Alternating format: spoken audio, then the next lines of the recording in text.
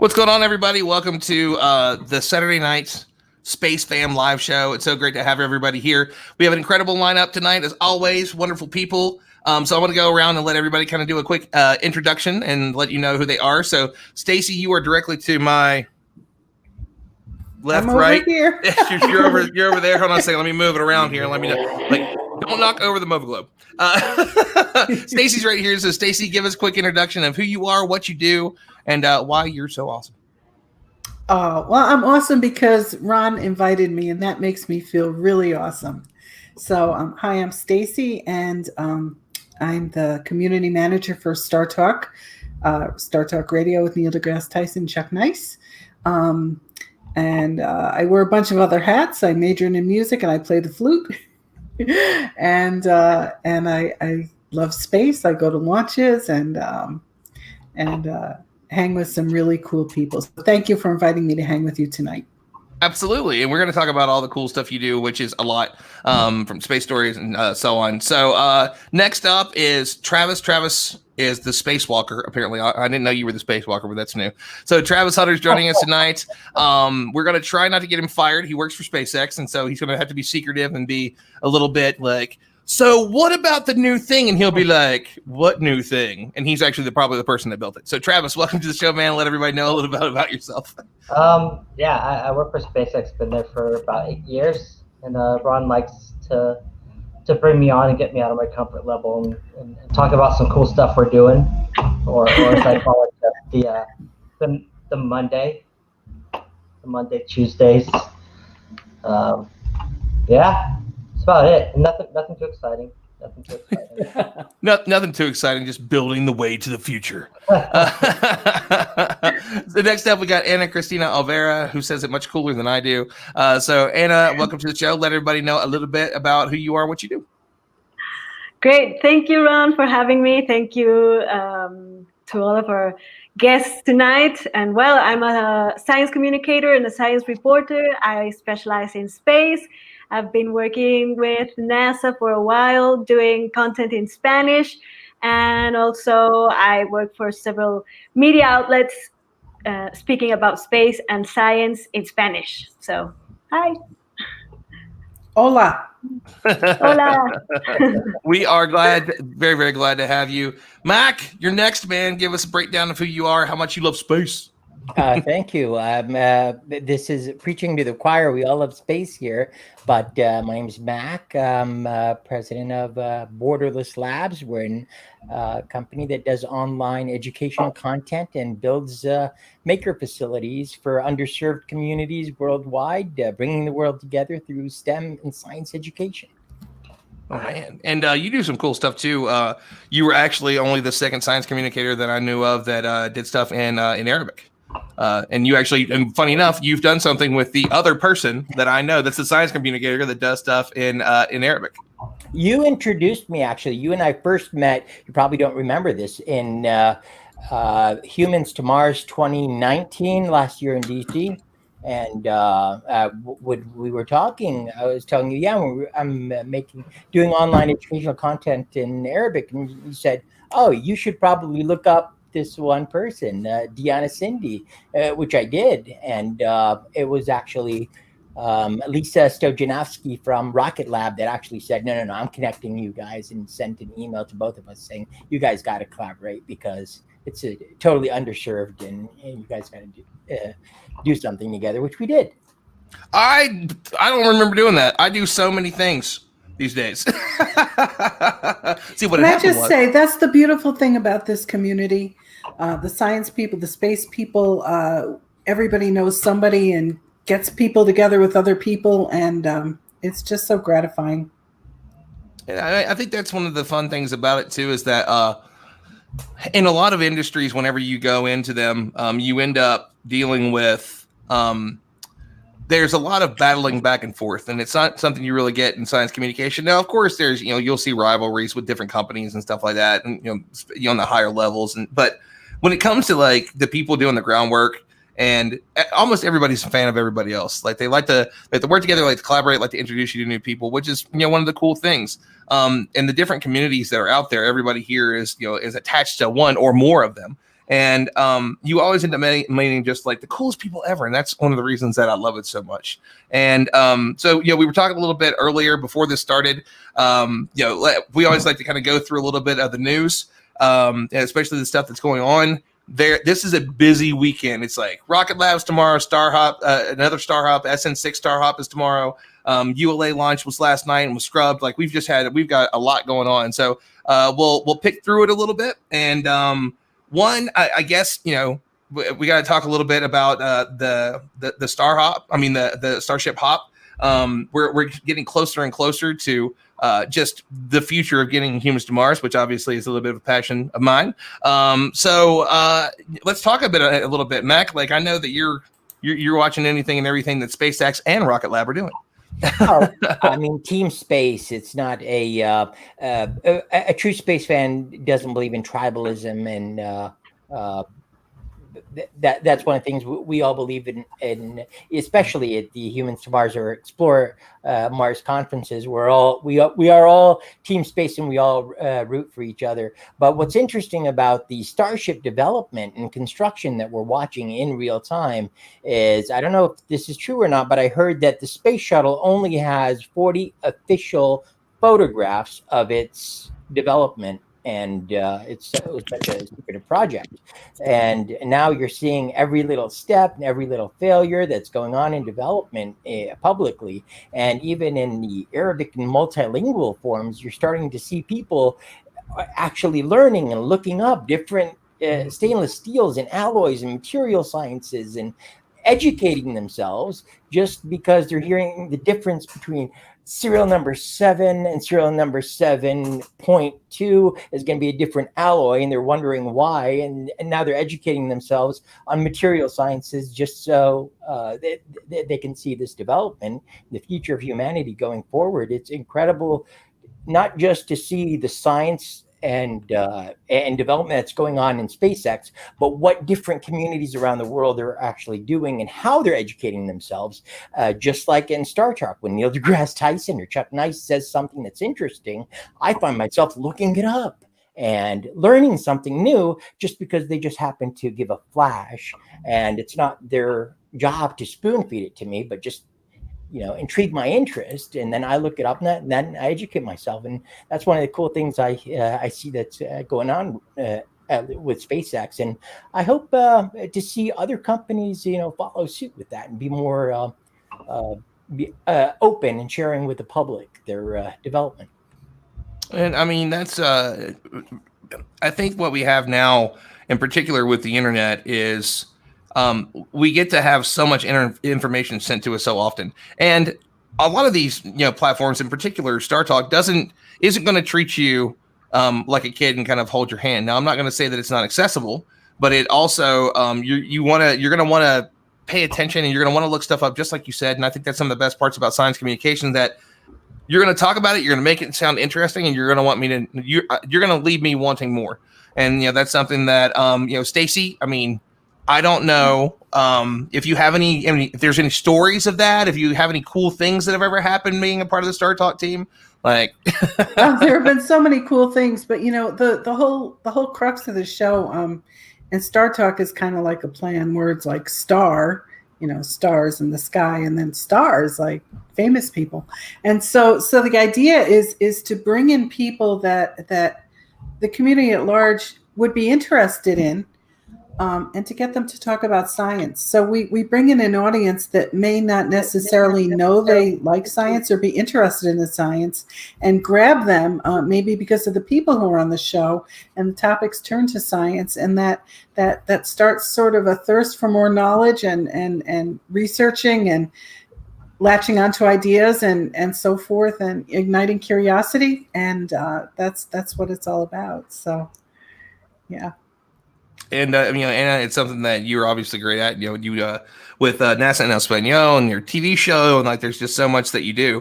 Is there anything in particular that you find that your audiences really truly connect with? That you put something out and then everybody and their mother's commenting on it.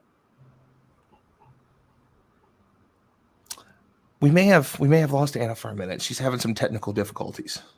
Unless it's me. Yeah, no, okay, it's not me. Everybody else is moving. So, well, Travis, I mean, we were, but Mac was talking about it a little bit. You guys are pretty good about getting stuff out there. Social media is great. Everybody is, kind of following what you all are doing. But for you, as like being on the ground with where you work, is it something that you really keep up with? Like, is it something that's important to you guys? Like, you're too busy working to be like, I want to talk about all the cool stuff we're doing. Like, no, I'm working crazy hours and trying to do all these amazing things.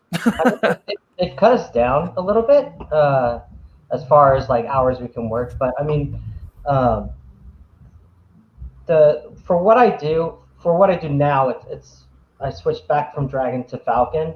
But I do run some of the Hiddle tables for Starship. So I know of the project. I know what we're trying to do.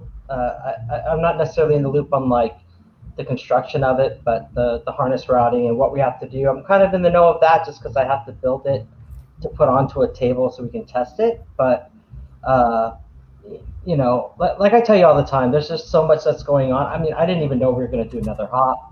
I forgot we had 2 launches this weekend, so that's where I'm kind of at on a daily basis with what we're doing. But SpaceX really does a good job of just informing and trying to be as transparent as possible. There's of course things we can't be transparent upon. Even going back to like the drone ships, we built the first ones in secret. I couldn't tell anybody where we were going, but as soon as it got out, we were talking about it and getting the public to kind of know what we're doing. And that's what's kind of good about our company is we're not necessarily divulging every detail at every possible second, but at the same time, we're making sure we put enough out there so we can educate people and get them excited about what we're doing. I think that's completely awesome for what we do. And seeing a lot of other companies like Rocket Lab starting to do that as well, I definitely think that's a benefit just to the company's exposure and just getting people like excited behind what they're trying to do. And I mean that's one of the things that I love now is that we've gotten to the point where space is cool again. It was cool and before my time, and now with all these amazing things that we have going on, you're seeing more people that are social media savvy when it comes to what it is that they're putting out and how they're communicating these things. And Rocket Lab is another one that's doing some killer stuff. Did you switch your hat, Mac? You found the first Easter egg. I'm going to go put on my SpaceX hat. Put on your SpaceX hat, man. Send me a SpaceX hat. I'll send you a SpaceX hat. I have one somewhere, Ron. If I find it, I'll send it to you. I've definitely got. So I've got a SpaceX hat and like 2 shirts. On my You forehead. got the SpaceX hat, you got the lawn mowing hat, and you got the painter's Look hat. at that. Hey, Travis, I was at CRS1 back in the day. I don't know if you remember that one. No, I wasn't with the company then. I think I jumped in when we were right before Flight 6. I think that was my big one. I jumped in. That was the first. It was the Cassiopeia mission. It's the first time we were doing the fairing. I just remember being on that, and we were on the pad for quite a while. But that was my start. That was my baby. Well, CRS-1 was a night launch. It went up first attempt, and they had the big deal on that one was they had a freezer in it for science, but they sent up ice cream, real ice cream. So that was an exciting thing. They sent up real ice cream. They did, not astronaut ice cream.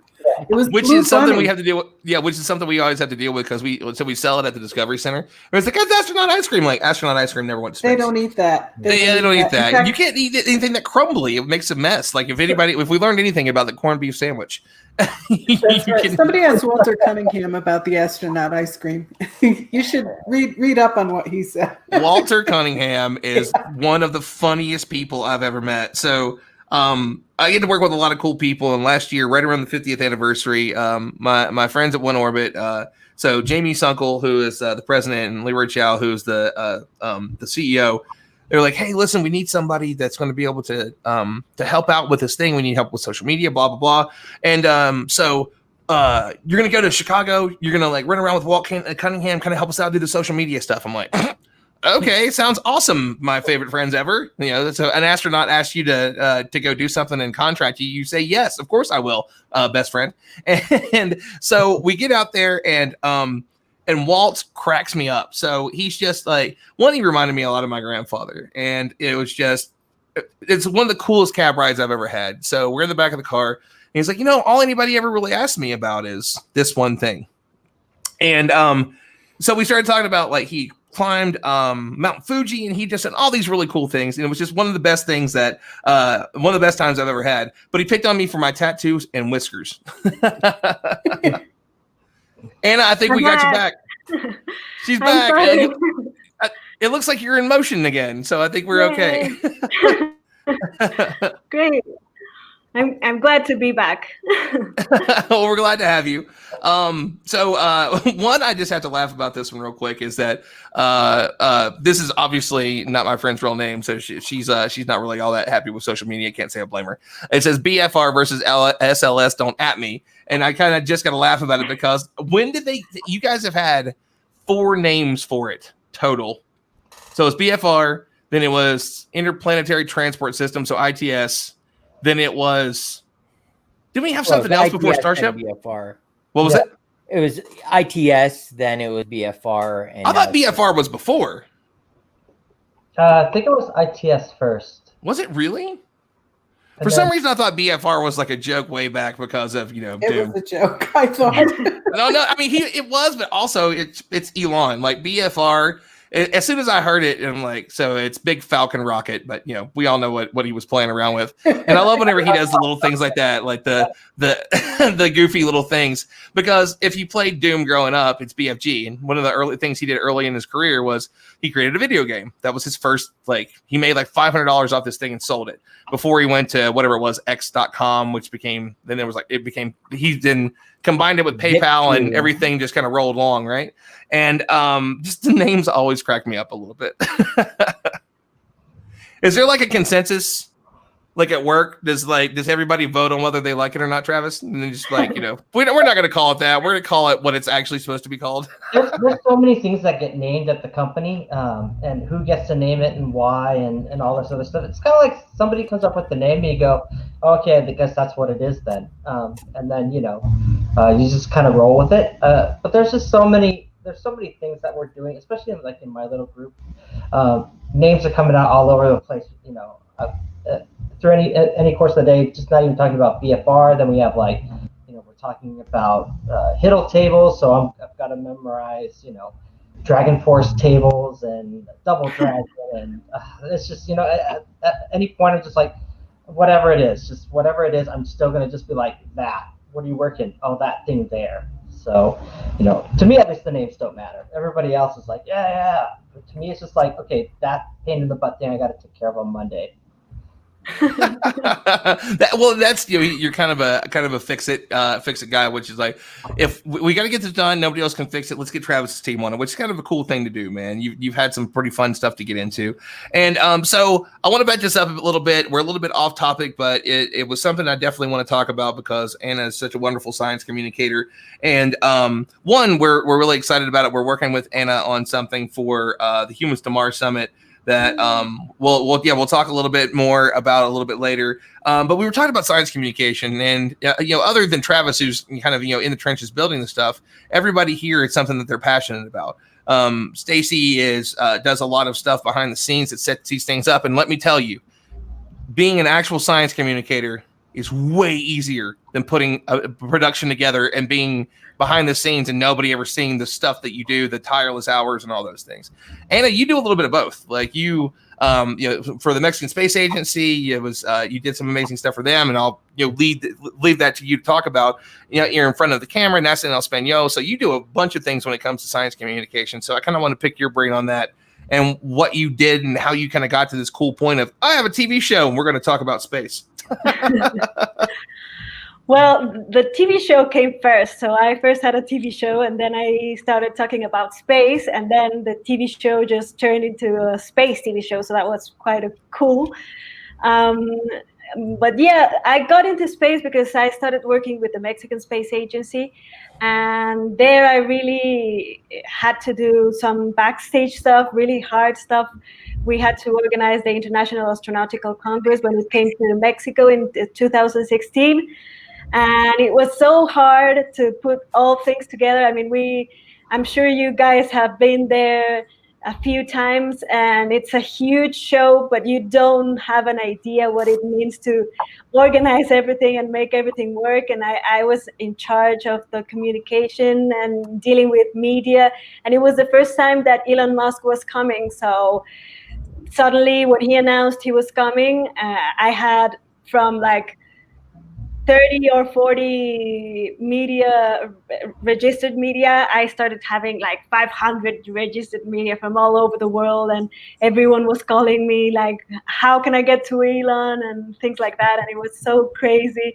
And reporters, they always want. Wait, who's Elon? Is it somebody He was that we the guy should who's know? supposed to be on tonight, but Travis took his place tonight. And Travis took his place. Postponed until Monday. He doesn't really sound at all. I mean, like, I don't know if that's somebody I would want to talk to Monday night at 4:30 p.m. MDT on the Humans to Mars Summit. So anyway, Anna, go ahead. Yeah. Yeah, that's he was really bugging you about it. Like, so, yeah. But it was crazy, and also because we had to organize all the security around the place, because he was, coming into the city, and everyone was going crazy. And suddenly, a science show that usually gets around, I don't know, a few hundred assistants, suddenly everyone in the city wanted to get in. So we had to bring the police over, and it was crazy, and we had to do crazy things to manage it, because it turned from a very innocent science thing into like a pop star concert. So it was so crazy. Everyone was trying to get in, and we had to organize everything. And they are I don't know how you're dealing with them right now, Ron, but it was really hard to deal with them because they had so many requests and things that we had to arrange. Look at my face. How do you think it's been?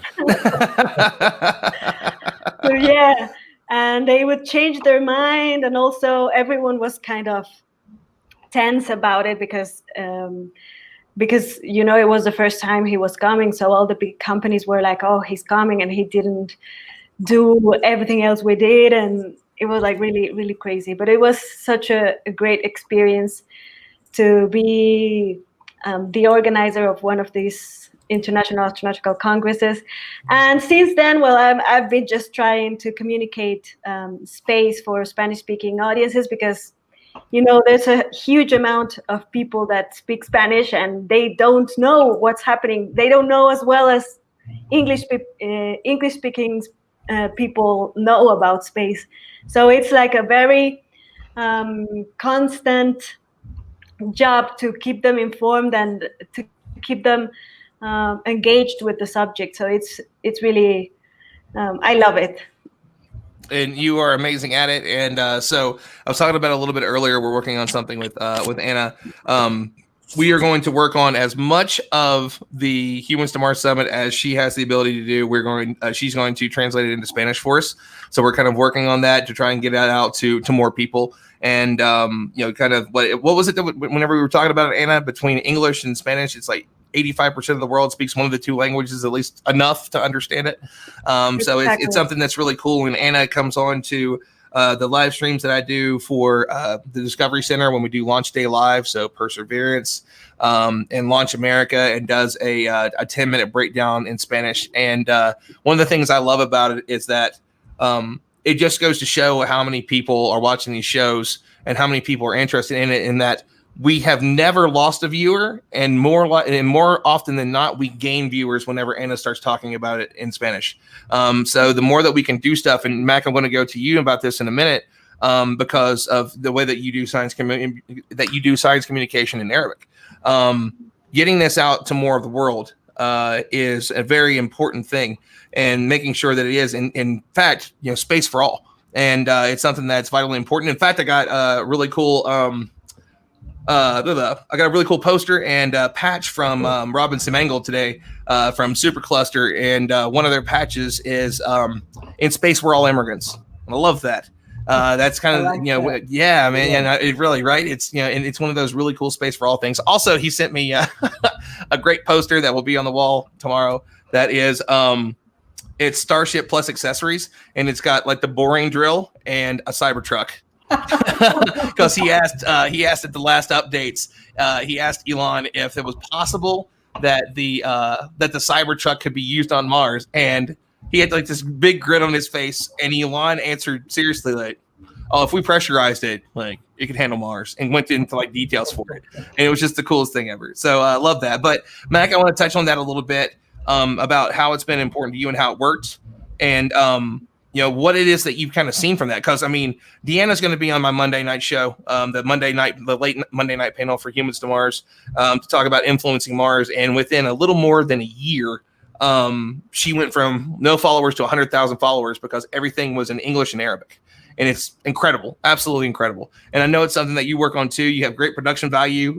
You were picking on me the other day because I said I was working hard, and you took a picture of just a beautiful picture with something I can't remember what it was. And you're like, oh, that's a shame because I got 4 more days of this view just to kind of pick on. Yeah, my lifestyle is a little bit frustrating for people. So, but I try to give back as much as I can. But I think that was a sunrise drone shot from the beach with the birds coming up, or was it the sunrise with the dolphin? Can't remember, but whatever it was, I hated you. Exactly. I had to take a vacation next week to work 12 hours a day for a great reason, but still. Yeah. Well, speaking of Cybertrucks, we just came back from a horse show and seeing these hundreds of trailers pulling all these horses over. I'm like, I can't wait till I finally get my truck and be the only Cybertruck pulling all these horses over. So I'm really looking forward to that, and I want to be one of the first Cybertrucks to do it. And it was funny that when we were talking about a pressurized Cybertruck on Mars, I saw a little bit of a smirk on Travis's face, so he might know something we don't know. Oh, no, I don't. I just think it's funny. I have no idea.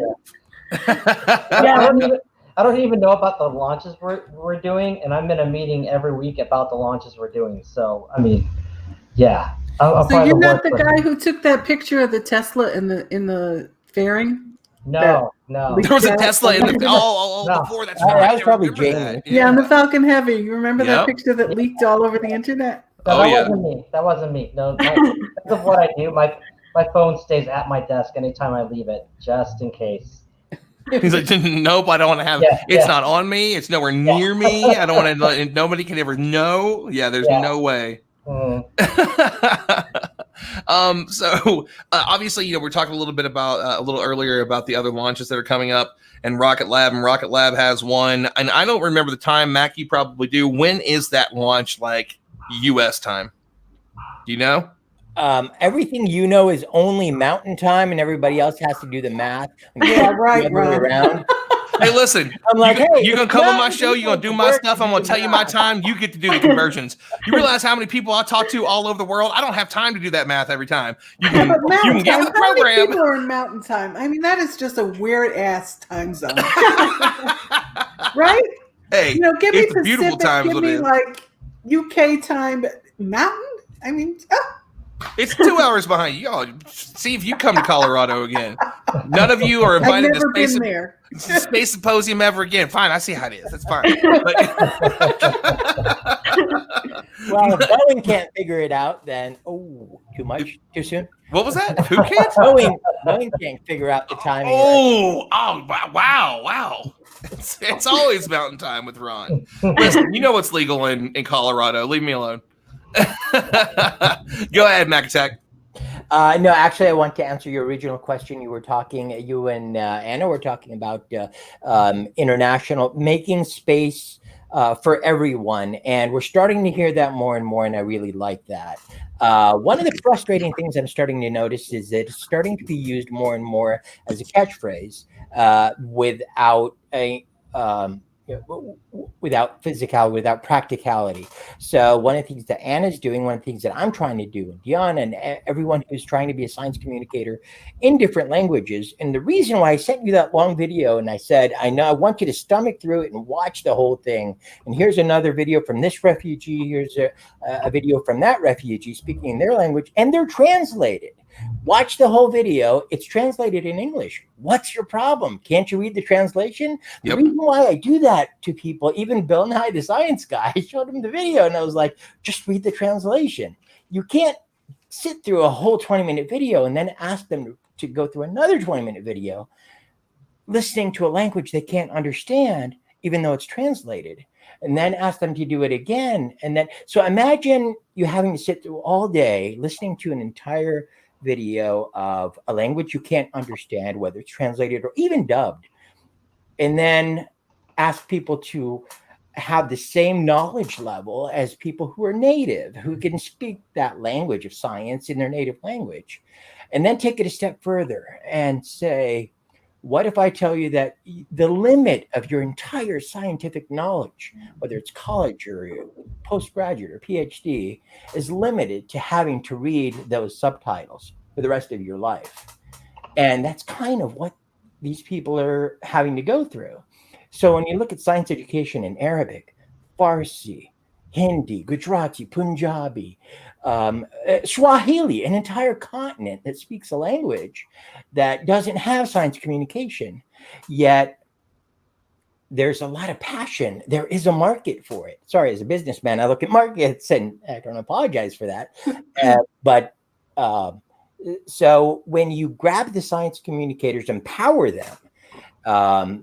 Star Trek, you guys had Jasmine, a shark expert, on the show just last week. I saw, and that inspired me to say, well, wait a minute. There are a lot of marine biologists who speak multiple languages. Why does every documentary in their language have to be the American or the Westerner with a dubbed or a subtitled shark? Why isn't it a woman wearing a hijab speaking in Farsi, speaking in Arabic, speaking in Hindi about the same sharks in their language, to empower all of their all of those little girls? When you see a little girl in Iran or in Pakistan or in a refugee camp in Syria who sees one of their own in a scuba suit, still wearing the hijab, talking about sharks from inside the shark cage,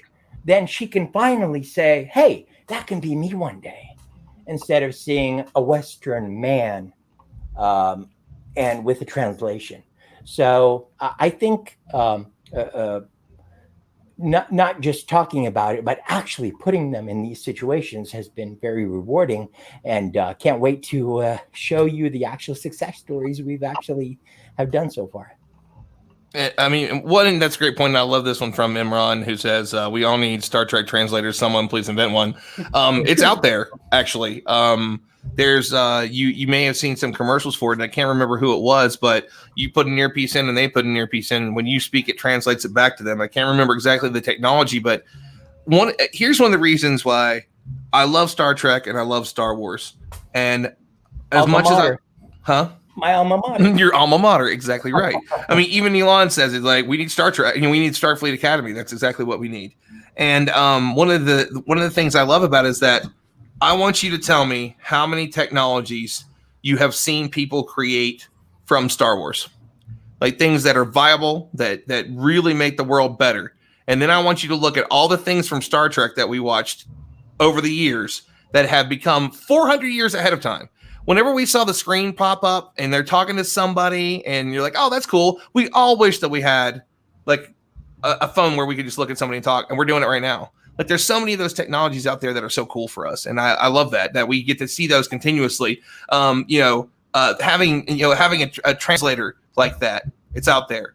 It might not be the biggest thing in the world yet, but it's coming. Like, to have something that you can hold in front of somebody and they can scan them. We're not that far away from that technology in the medical world, and it's kind of incredible to see. So, but yeah, so we were talking a little bit about Rocket Lab. So Rocket Lab's got another launch tomorrow. Did we ever figure out what time that was? I know I put it in Mountain Time, and that upset Mac, and now he's sad and all that stuff. So Google it, Mac. I'm putting you on the spot.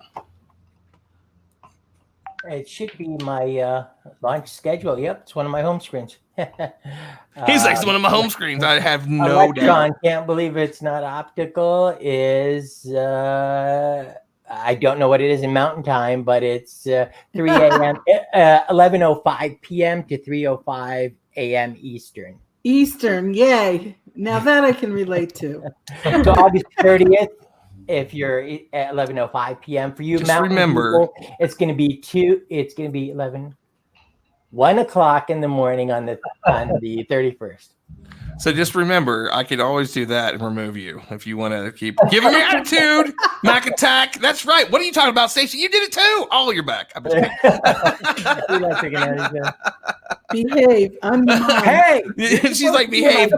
I'm Star Talk Mom. You want to come to the Saturnalia party this I'm year? pulling my rank. She's like, listen.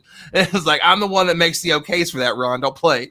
So listen, I'm going to interject to change the subject for one second because everyone's been talking Star Trek. So a good friend of mine, Jim Clash, just did an interview this past week with William Shatner, who's got a new blues album out. And fun fact, he does a cover of Sunshine of Your Love. So just hang out and wait for that to come out. Can you imagine?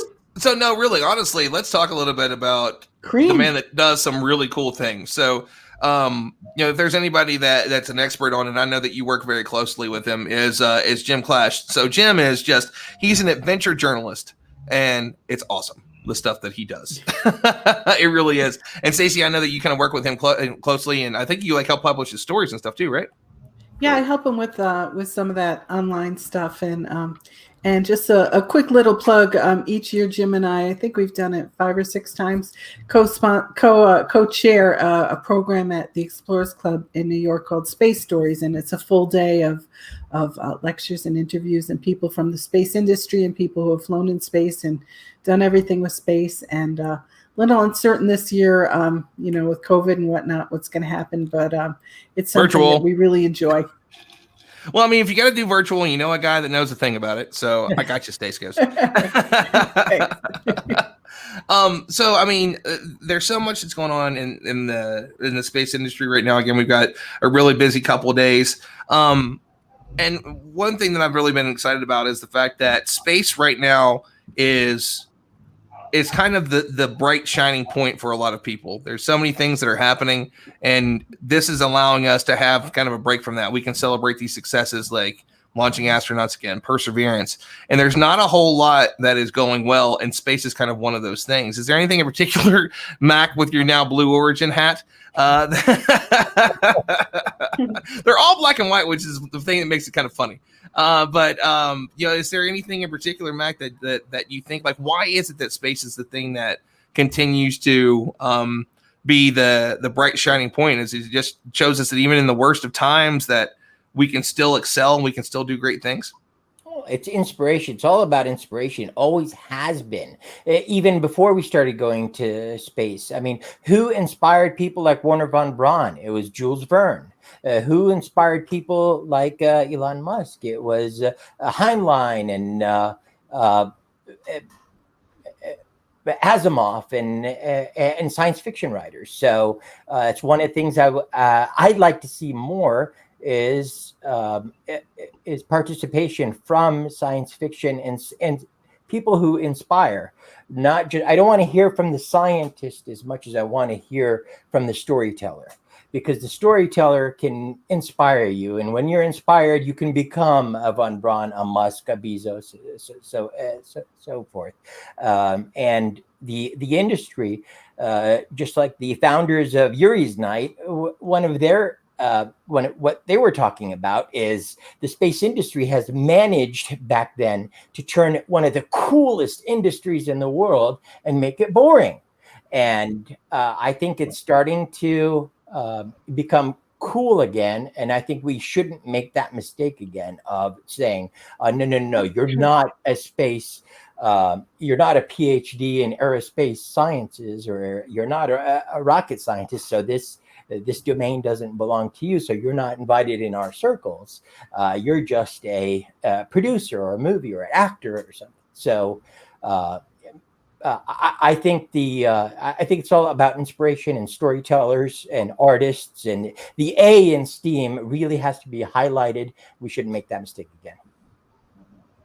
So let's talk about that for a minute, Anna. Like, is there anything exciting to you about the fact that space is the thing that just keeps us moving forward?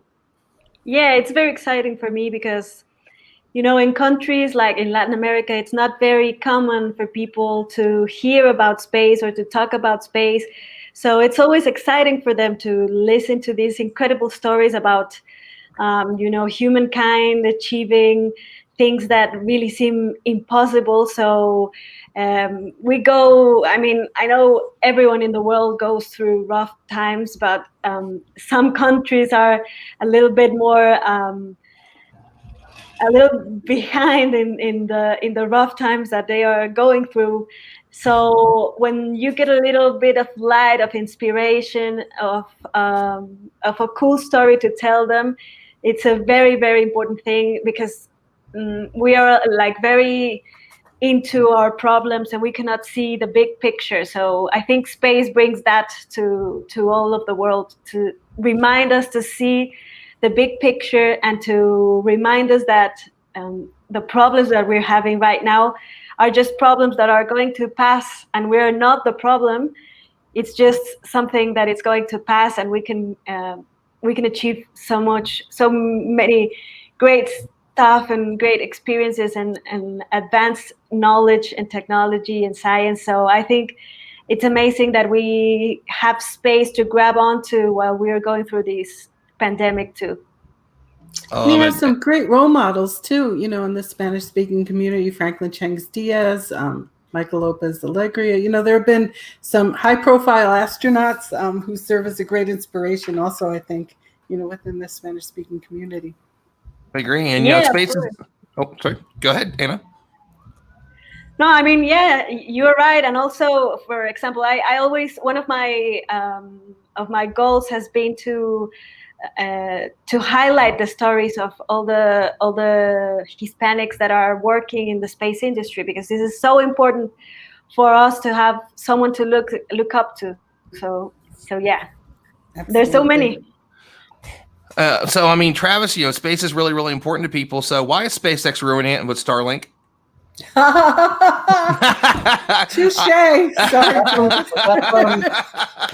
You knew it was coming. So there's been this running joke on all these shows and all the stuff that I do, where Travis comes in and everybody's picking on Starlink, and I do like all these different shows, and he knew it was coming.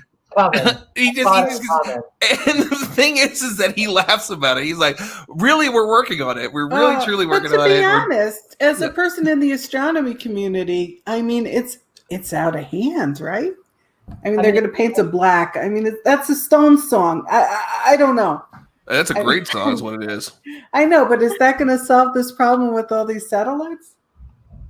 Good question. Let's also back this up. This is not his area of expertise. It is something that we laugh about. This is not something he works on.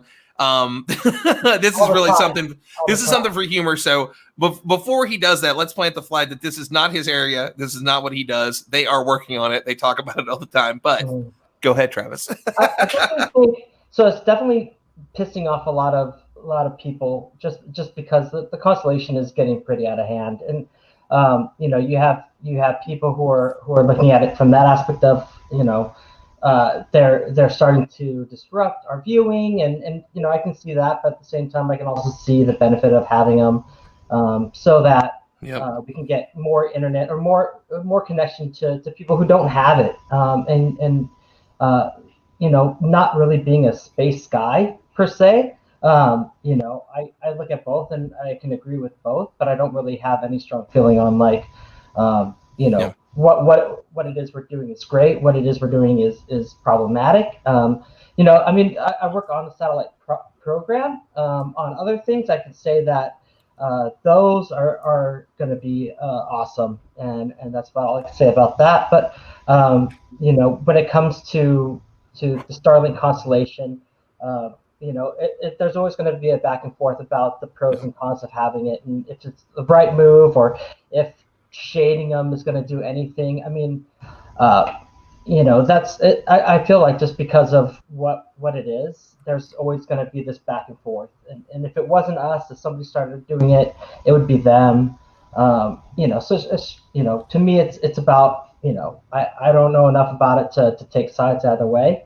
But I do know that it can be distracting, and I can see it, but without really knowing, much about that, yeah, of course, Will. Well, of course, Will Young thinks that, right? And so let me also do this as somebody that is will, once I go back to school, be an astronomy major. It's what I want to do. I have been in other countries like Nepal, like different parts of Africa and so on without internet. And if we give the world internet, we change the game. We see what it did for us as a game changer. Imagine the children and the people that could work from home and do all these things. The people that I know that are suffering in places that don't have internet is something I can't explain. There is no hope or help for them.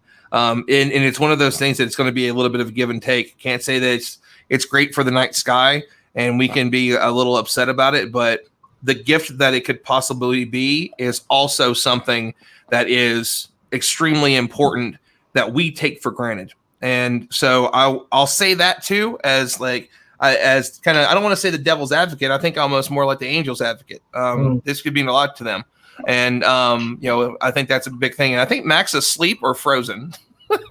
It's like everybody's having issues tonight. My talk is just a little bit off, and I always have a super clear stream. Like all these things just keep happening, and Mac looks like he's definitely asleep. So we're gonna do a screenshot of that, and he's not asleep. He's just frozen, but he looks like he's knocked out. It's because it's 2020. That's why. Because it's 2020. We're all gonna have problems, and it happened earlier. Travis, like his voice was going out in and out for a little bit. The only person that has been crystal clear all night is Stacey. There's not been a single issue with it. And what else can you do? But now I have to say something really valuable, right? So Stacey, did you see the show a couple weeks ago with Neil where I stumped him? Yes. Okay. I was like, Neil, give us something that's really real deep, blah, blah, blah, blah, blah. He goes, I'm like, oh my God, I stumped Neil. I can't believe it just happened. Best birthday gift ever. You never thought it was possible. That's when you have to end the show and just enjoy the moment, right? Sorry, Neil. Sorry. No, it's like, sorry, Neil. And also everybody, the other 90 minutes of the show with the other 12 guests we have, we're done. Sorry, there's just nothing we can do about it. It's just that's it. Like, come on, Neil. He's like, he does that whole full body laugh. It's just like, it's addictive. But I can't stop laughing now. That was good times. So, I mean, when you're in the middle of it and you're working it and you're there's 10 people on screen, you're trying to keep up with everybody, even in a really funny moment. That's really the first time I thought back about it, and it just kind of got me a little bit. But so Stacey, you got to give us something really in depth, the person behind the scenes. What's your thoughts on how MySpace is important? You get to see so much of it. You get to work with so many people, and you all do it. Star Talk does it in so many different ways, and it's comedy. From like what Chuck does, and there's so many people that come to the show. There's different versions of the show. You all bring it to people in so many different ways that they can absorb. Yeah. So and it's great. We do have it out there in a number of formats. There's even a sports angle to it now. I mean, the goal is to get people who might not be interested in science to realize that science is attractive, that they like it, that they're curious. People are born curious. They forget their curiosity oftentimes, and it kind of gets them back on track. Science is the great equalizer. Astronomy, you look up at the sky, we're all seeing the same thing, and there's no, just like in space, there's no countries, in the universe. I mean, it's just all so much bigger than we are.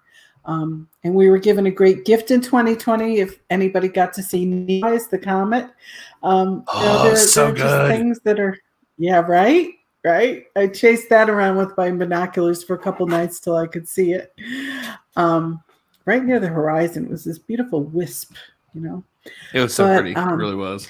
But yeah, I mean, I think the show really awakens that curiosity in people. It gets them excited. It gets them wanting to learn more.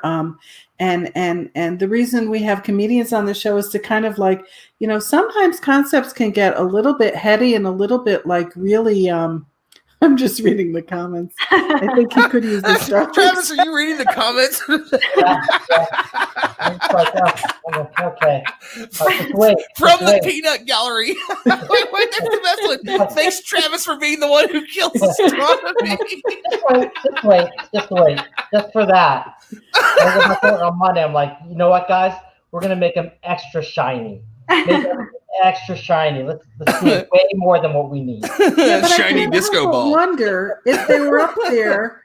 If they were up there when Clyde Tombaugh was discovering Pluto, like, would he have ever found it? I mean, these are the things. Seriously, like, all kidding aside, like it's important for us to be able to make good ground-based observations, and it's not all about beautiful astrophotos. All that's kind of nice too. That's pretty cool. But there are some problems, and this is not attack Travis time, but it's just in that vein. It's poor Travis. Travis, you're here to represent the entire company of SpaceX. Do you remember the beginning of Facebook? I could say like Stacey throws a sheep at Travis. I don't remember that at all. Stacey hits a home run. Oh God, you're so young. Wait, what? Me?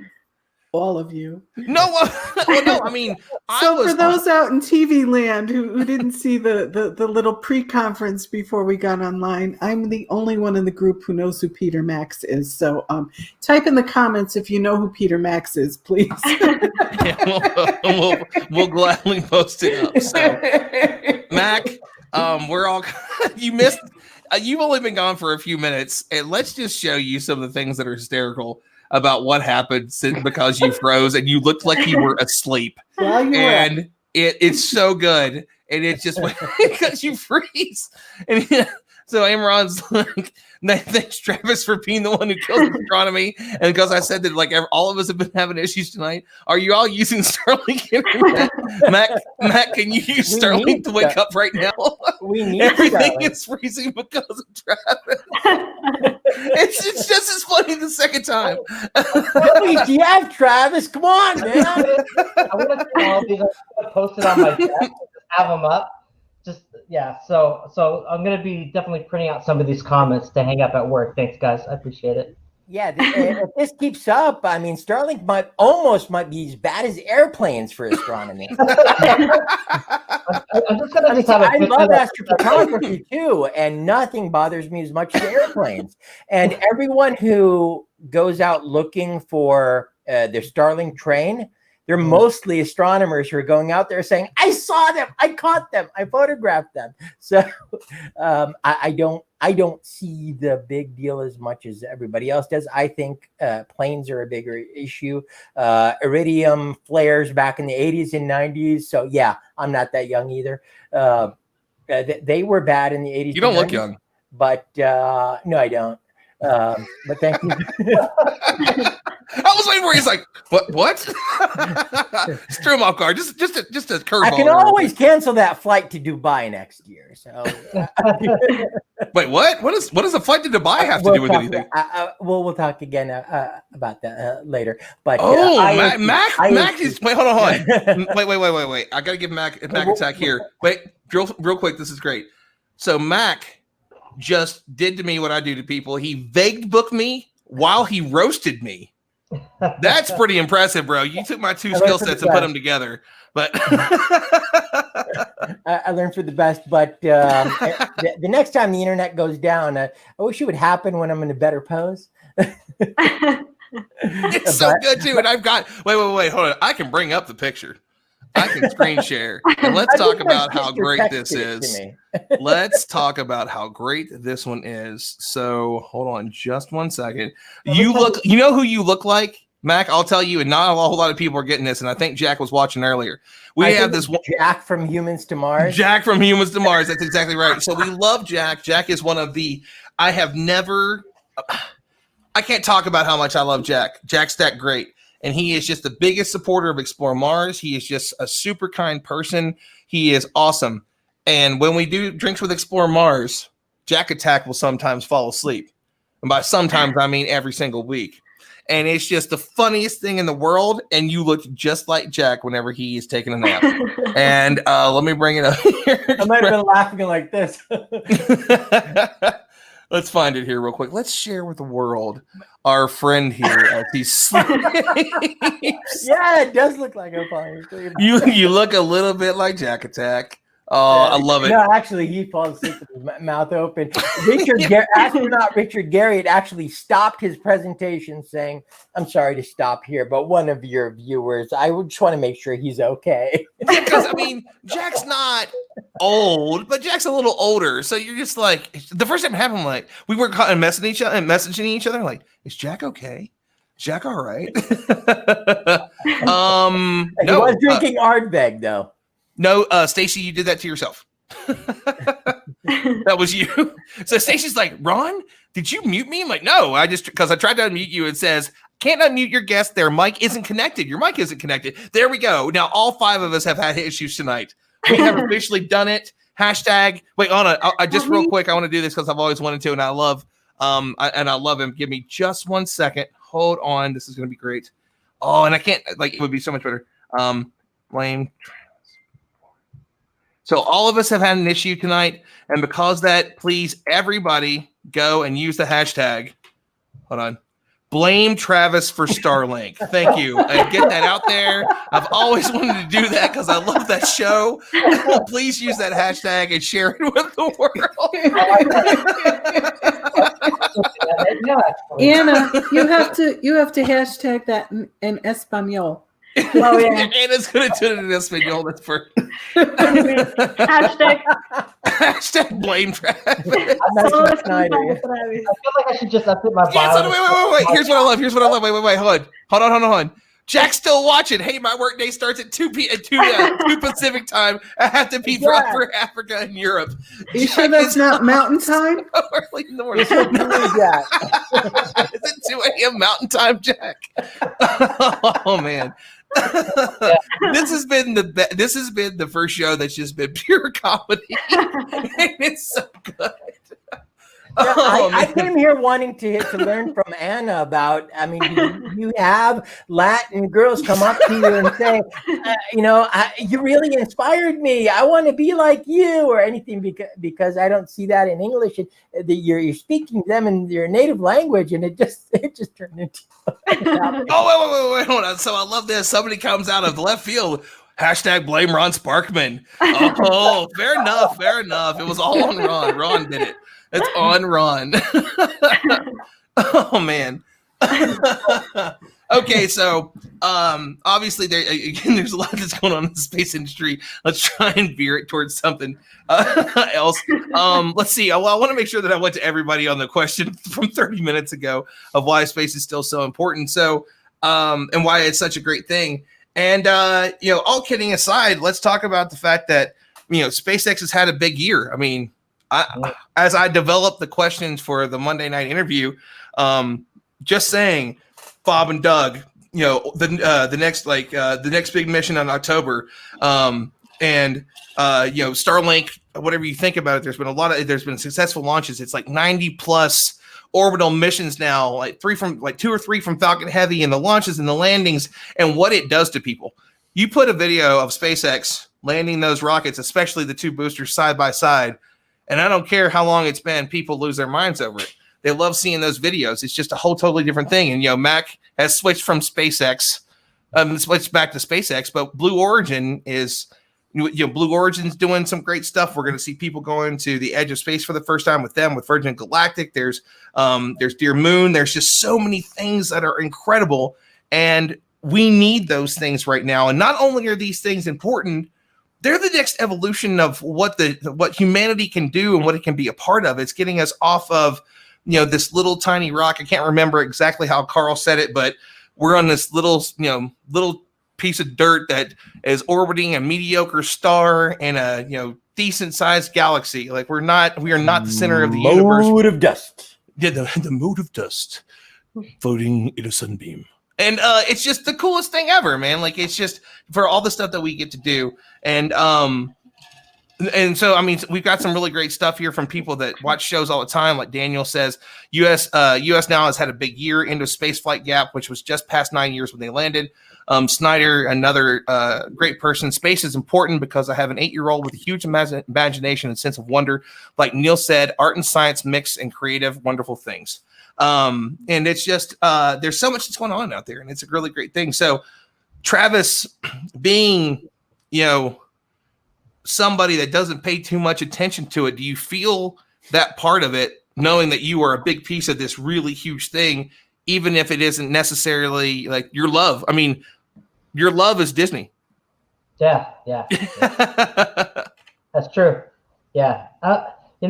It's I know we talked about this before. I definitely feel that imposter syndrome when I'm with you guys. Just I definitely see the impact that it has. I may not be able to kind of see it more just because of what I'm doing. So I mean, I definitely think that what we're doing as a company, first off, is pretty exciting, and it's getting a lot of people excited in what we do, and at the scale that we do launches, more people are able to see them, and it's not so one off. Then when you start looking at the space industry as a whole and what we're trying to do with space exploration and going to the moon, going to Mars, trying to go to passenger ferries to the edge of the space and come back. I mean, it's definitely super exciting. It's for me at least, I definitely see the excitement of it, but my excitement level is a lot different than what maybe everybody else's excitement level is. And that's just strictly because of what I have to do, and the fact that space was never something that I thought I'd be doing as a career. I thought I'd be working at Disney still, or working on tours and doing that stuff. So, but with what I do in aerospace, it's a different level of excitement, I guess, than what most people would expect from someone who's on the ground floor doing it. But definitely exciting stuff. Mm-hmm. So, Stacey, I know that they had, Eric Whitaker had the deep field, and then he recently did something else. What was the new one that he did? The new one he actually wrote for the fact that we were all isolated from each other and people can't get together and sing together, and it was called Sing Gently, and there were almost 18,000 people worldwide who participated in that. It's absolutely beautiful, and every single voice was used, every single recording, and here we were all alone in our homes and attending virtual rehearsals on YouTube, and he was sitting at the piano speaking with us, and we felt like we were there. It did everything that performing in person does. It was absolutely beautiful. The deep field was comprised of 8,000 voices, which had been the biggest one so far, and there were actually no plans to do another one. But this kind of beckoned for something to happen, and he actually wrote the piece for this choir, for this situation. So I'm going to bring this up here real quick. I think I found the right one here. Let me make this full screen. And why didn't it do it right? There we go. So let's watch a few minutes of it and just kind of listen in on this beautiful thing that I'm sure that he wrote. And also, I wish that I had his voice. He kind of looks like a sexier John. Was it John Tesh? Was it Tesh? I think he looks like a Disney prince. He does kind of look like a Disney prince. He does. He does kind of look like a Disney prince. And there's actually a moment in this where I can see myself, and I guess I can holler when it comes by. So do you know how far? Because this is about 10 minutes long, so we don't want to obviously. It's not that far. No. Okay, so like maybe 3-4 minutes in. Not even that far. Okay, so we'll play it for a couple minutes and let everybody kind of listen in, and then we'll go back to it because I mean the man is a genius. So let me do the blam. Maybe. Yep.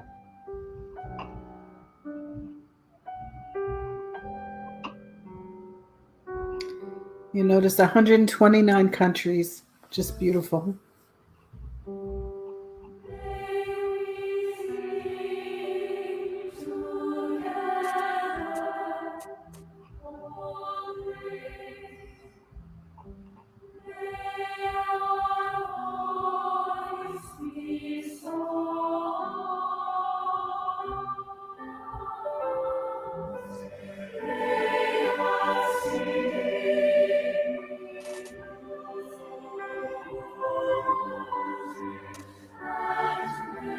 There I am on the right. I can see you.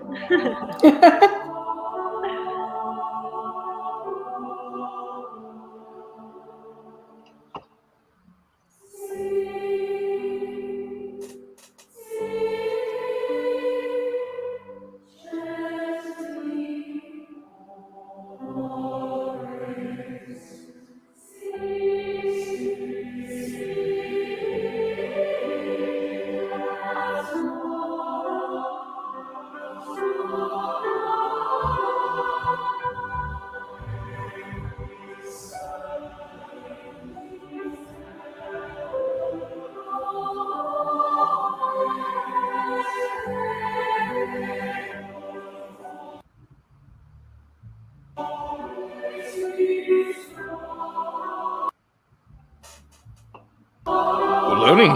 There we go.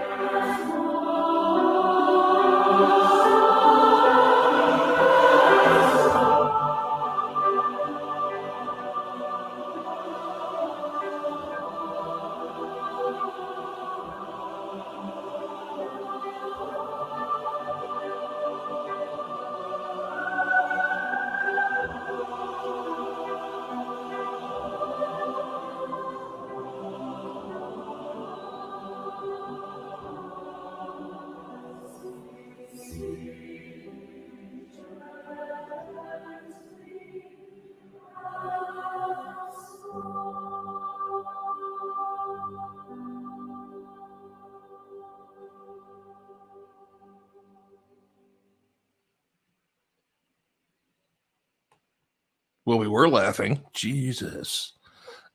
Stacey, have we seen you yet? Hold on a second. Let me unmute everybody. Stacey, we saw you, right? Yeah, at the beginning. Okay, just wanted to check to make sure. So the graphic, it's very amazing. The idea behind that. So there's a Japanese art called kintsugi.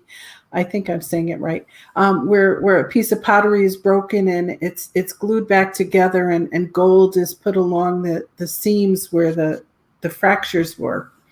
And although in some ways it looks like continents drifting together, and that symbolism is very real as well, that idea was behind this, about how people were coming together and healing during this difficult time. And so there was just some beautiful symbolism in there.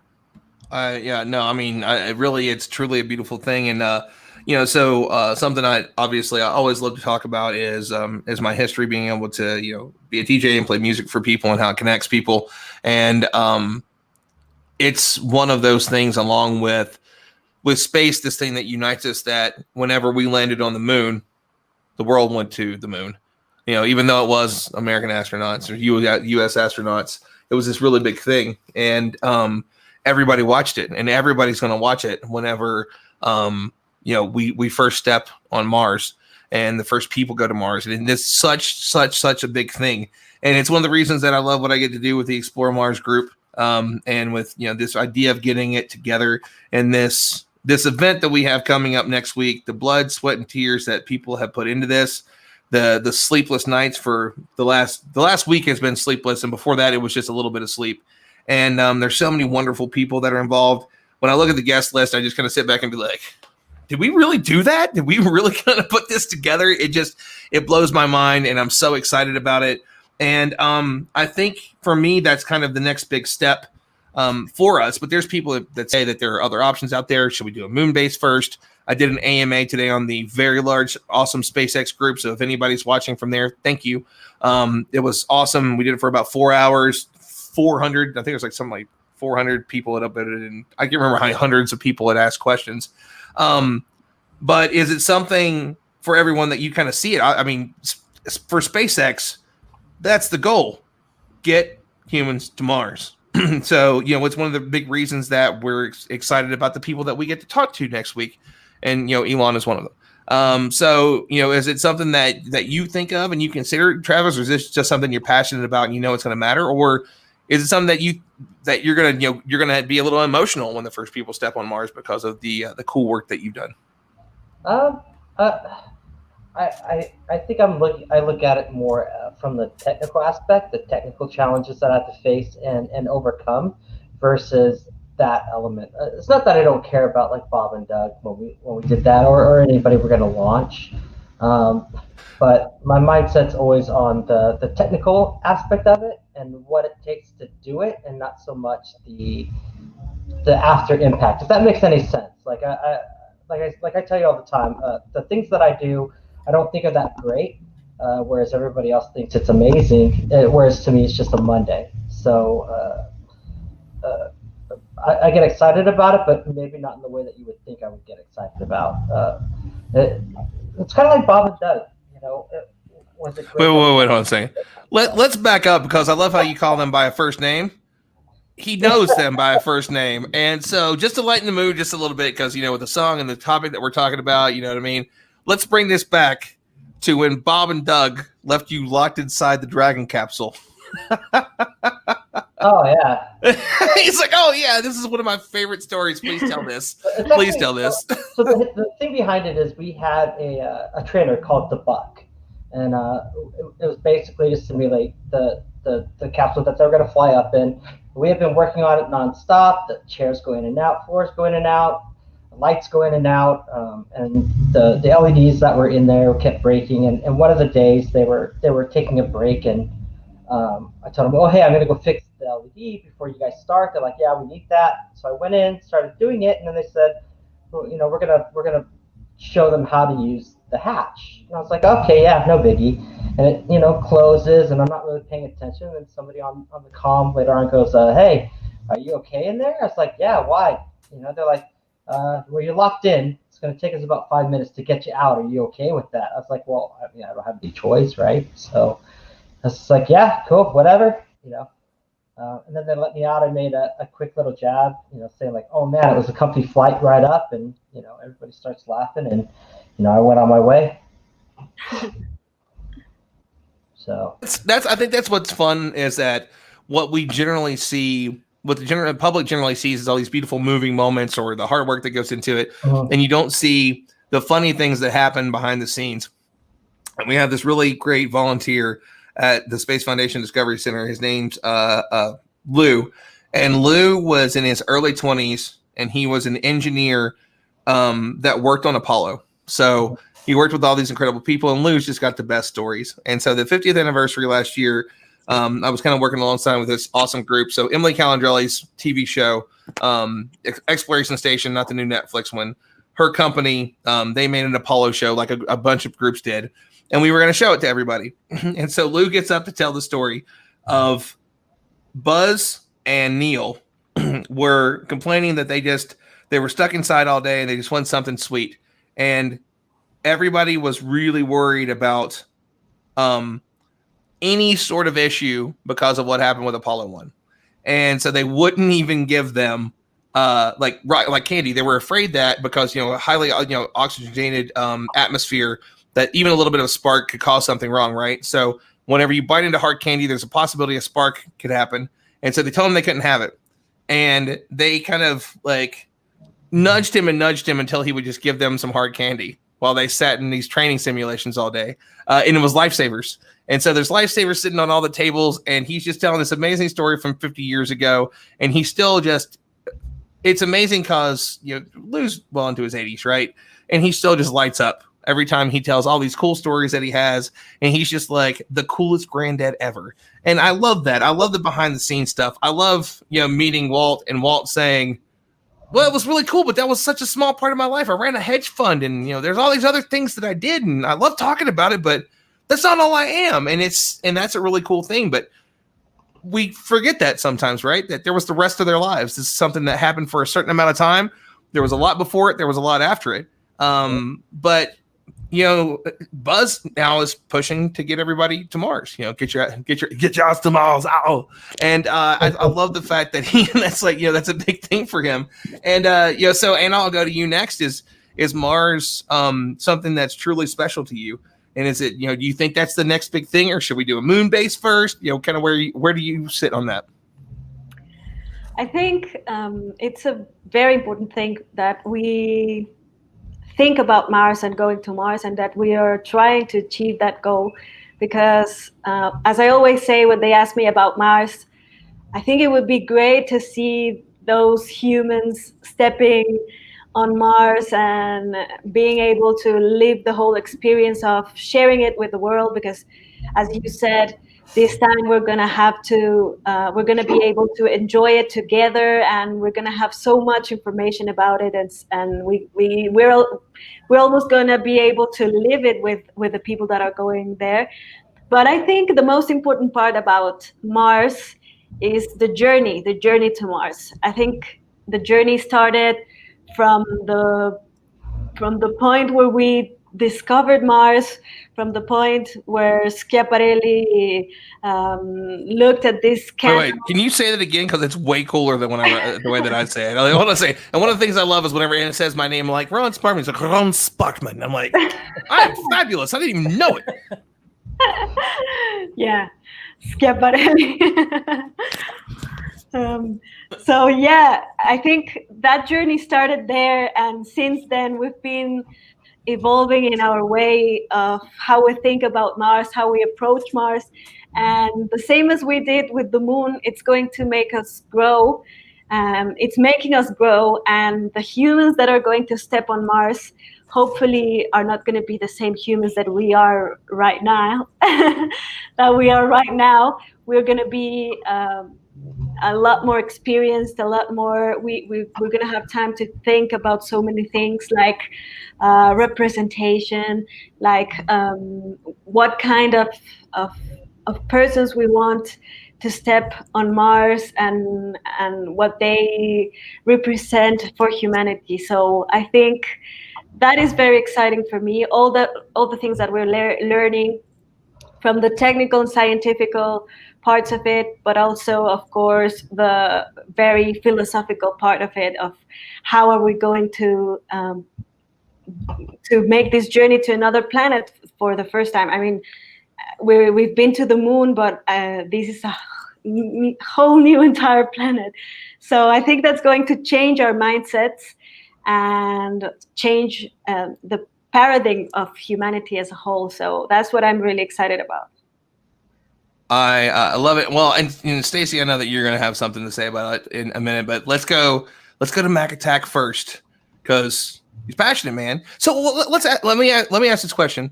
In between you and Stacey, one of you is going to know the answer. I don't think that there's been an Arabic astronaut yet, has there? Like an Arabic native astronaut? Has there been? Please correct me if I'm wrong. There have been three. Please educate me, please. The first one was a Saudi prince, Prince Sultan, in 1984. He was a payload specialist on Discovery for Arabsat 2B. And the second one, his name was Muhammad Faris. He was a Syrian astronaut who flew to the Mir space station in 1986. And the third one just flew last year. His name is Hazza Mansouri. He is from the United Arab Emirates. He was a spaceflight participant who spent 10 days on the International Space Station. And he's actually doing it the right way and coming back and inspiring, going to kindergartens and going to schools and telling kids this can be you someday. So he was a pilot who became an astronaut, and I'm very proud of a country like the United Arab Emirates taking this initiative and actually sending someone to space, even though it's for a short amount of time, with the purpose of inspiring a nation. And so the youth that will come out of that, they will be the engineers and everything that will help send the country and the region into space. And you're starting to see a lot of huge flux of science education and Huge what? Influx of students going into STEM fields because of all the media that came with it. I mean, that's a great point, Daniel, and that's on me with Anusha. Yeah, I was going to say correct, Anusha Daniel. too. Well, no. So I knew of Anusha, and I guess I never thought of like what her native language was because I've never heard her speak it. And as far as she's Iranian. So. yeah, she's Iranian, right? Yeah. That's okay. And you Americans don't know the difference. Iran is not an Arabic country; it's part of Persia. wait, but isn't Persia not a thing anymore? Well, it's ancient Persia is modern day Iran and parts of Iraq, but isn't that still Arabic? No. Like, isn't that still an Arabic speaking? Like, nope. But isn't it Farsi, really totally different language, totally different culture, totally different people? I mean, same religion. If there are sects that might differ with one another, but that exists everywhere. But Iran is, I mean, I don't like to differentiate because I'm totally team human and totally team species, especially when it's all about us as a species going into space. But to clarify, for the sake of the conversation, Anusha Ansari is originally an immigrant from Iran, which is not an Arabic country. Thank you. Seriously. Nor do they speak Arabic. Well, I mean, but that countries speak the Arabic language. Yeah. So yeah, there's a lot of cultural similarities, but they don't speak the same language. And they actually had a huge war in the 80s with Iraq. So the Arabic countries in Iran had the Iran-Iraq war in the 80s, and they had the Iranian Revolution also in the early 80s, and that's what led Anusha Ansari's family to immigrate here to the United States. And speaking of alma mater, other than this alma mater, which we both share, we also share that we're both graduates of George Mason University in Fairfax, Virginia. And so I'm also proud to be a classmate of hers. Love it, man. Love it. So, Stacey, let's go to you. I know that there's some love for you on this. Some love for me? What do you want me to say? Well, no, we're talking about our future moving forward. Just the same question I kind of passed on to everybody. We'll put that because Mac did go into some very deep things. So let's circle back to that. I'm one of those people who thinks we should go to the moon first. Oh no, and we're not. I'm not saying that we can't go to the moon, and we will go to the moon. And I should state that too. Explore Mars is not. We're not going to go to the moon. No, we have a panel that's going to be in the 2020s. We're going to go back to the moon, and then we'll go to Mars. Do you think we should settle the moon first, or have something like? Okay, so hit us with that.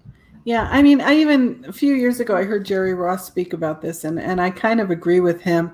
And so Jerry Ross, for those who don't know, who might be listening, was a 7-time shuttle astronaut. There have only been 2 that have flown 7 times, Jerry Ross and Franklin Chang Diaz. And, I think his points were very well taken. It's been so long since we went to the moon, and we need to get good at this long distance travel. And the people who went to the moon aren't going again. These are all going to be new people. And there's new technologies and new learnings that we can take from it. But I think that humans need to be able to learn to live on another world before going to one so far away. No, I mean, that's really interesting. And let's talk about how excited we are that diversity is going to the moon. It's not going to be a middle-aged white guy. I mean, it can be. I mean, we say the first woman and the next man, but when we really look at it, who could it be? It might be Anne McClain and Johnny Kim. I mean, can we all talk about who? Jessica Meir. Yeah, it could be Jessica Meir. Yeah, no. I mean, I'm just going with some of the people that are out there now, or even the newer class. Well, Malala's my vote, but I'll vote Jessica Meir. I like that. But you look at the world that way. No, I mean, I'm sorry. Say it again. You can change the world that way. Well, I think that's also the thing with Dear Moon too, right? I mean, Dear Moon is the idea that Yusaka wants to take, artists. I mean, I know it's orbit of the moon, but he wants to take different artists to be able to do what he wants to do and say, I want a musician. I want a painter. Look at what we got and what we have with Alan Bean, with Michael Collins, with all these astronauts. Space Fest, plug, go. It's the best thing ever. Love you, Kelsey.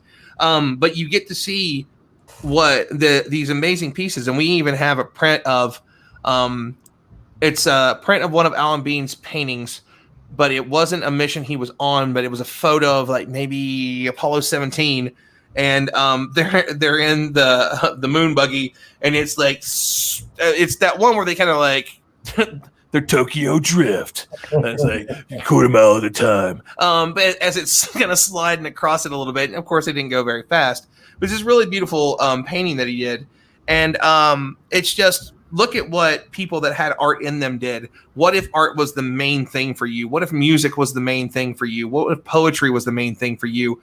What could you do? And you make a great point about what if Malala, and honestly, who knows? That's very definitely somebody that's got to be in the running for him, of what she could do. Oh, and she's in college now, or she just graduated college, or she's in college now. No, she just graduated. She just graduated. I changed the world, and then I went to college. And Ron, that was one of the points that Jerry Ross made when he was talking about the view and the whole overview effect and all that kind of stuff. And he said we, meaning the astronaut community, being science people and fighter pilots, and he said we're not even really capable of expressing and interpreting what it was that we saw up there and what we felt and what happened up there. And he specifically said that he felt that we needed to fly the artistic community to space to capture that and bring it back to people here on Earth.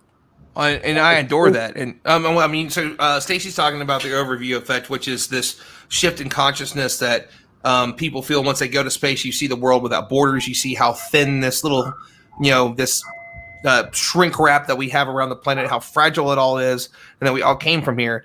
And actually, so Humans to Mars Summit's next week, the following Tuesday, September 8th, I'm doing a panel called The Overview Effect. And it's it's Bob Kirby, former astronaut, retired astronaut, and he works for Northrop Grumman. He's a VP, and I can't remember the whole title right now. It's Frank White, who wrote the book Overview Effect. The Cosmic Perspective team of Mary Liz Bender and Ryan Chalinsky, who were inspired by Frank and now do these beautiful things that mix art and music and videography and all the things that they do. And they were inspired by him, and now they get to inspire the world with the work they do. And then Rachel Lyons, who is the executive director of Space for Humanity. And Space for Humanity is this worldwide competition to find people that they will fly to suborbital space to have more representation of what the world is and allow the world to see these really beautiful, amazing things. And it's a really, it's an exciting, I'm excited about the group of people that I've been able to get together to talk to about this. It's a free thing. We're doing it for Space Foundation Discovery Center. It's the web event series that I do for them, but that's the next big thing, I guess, really for me. It's amazing to do all the stuff that I do, but I cannot wait to see that.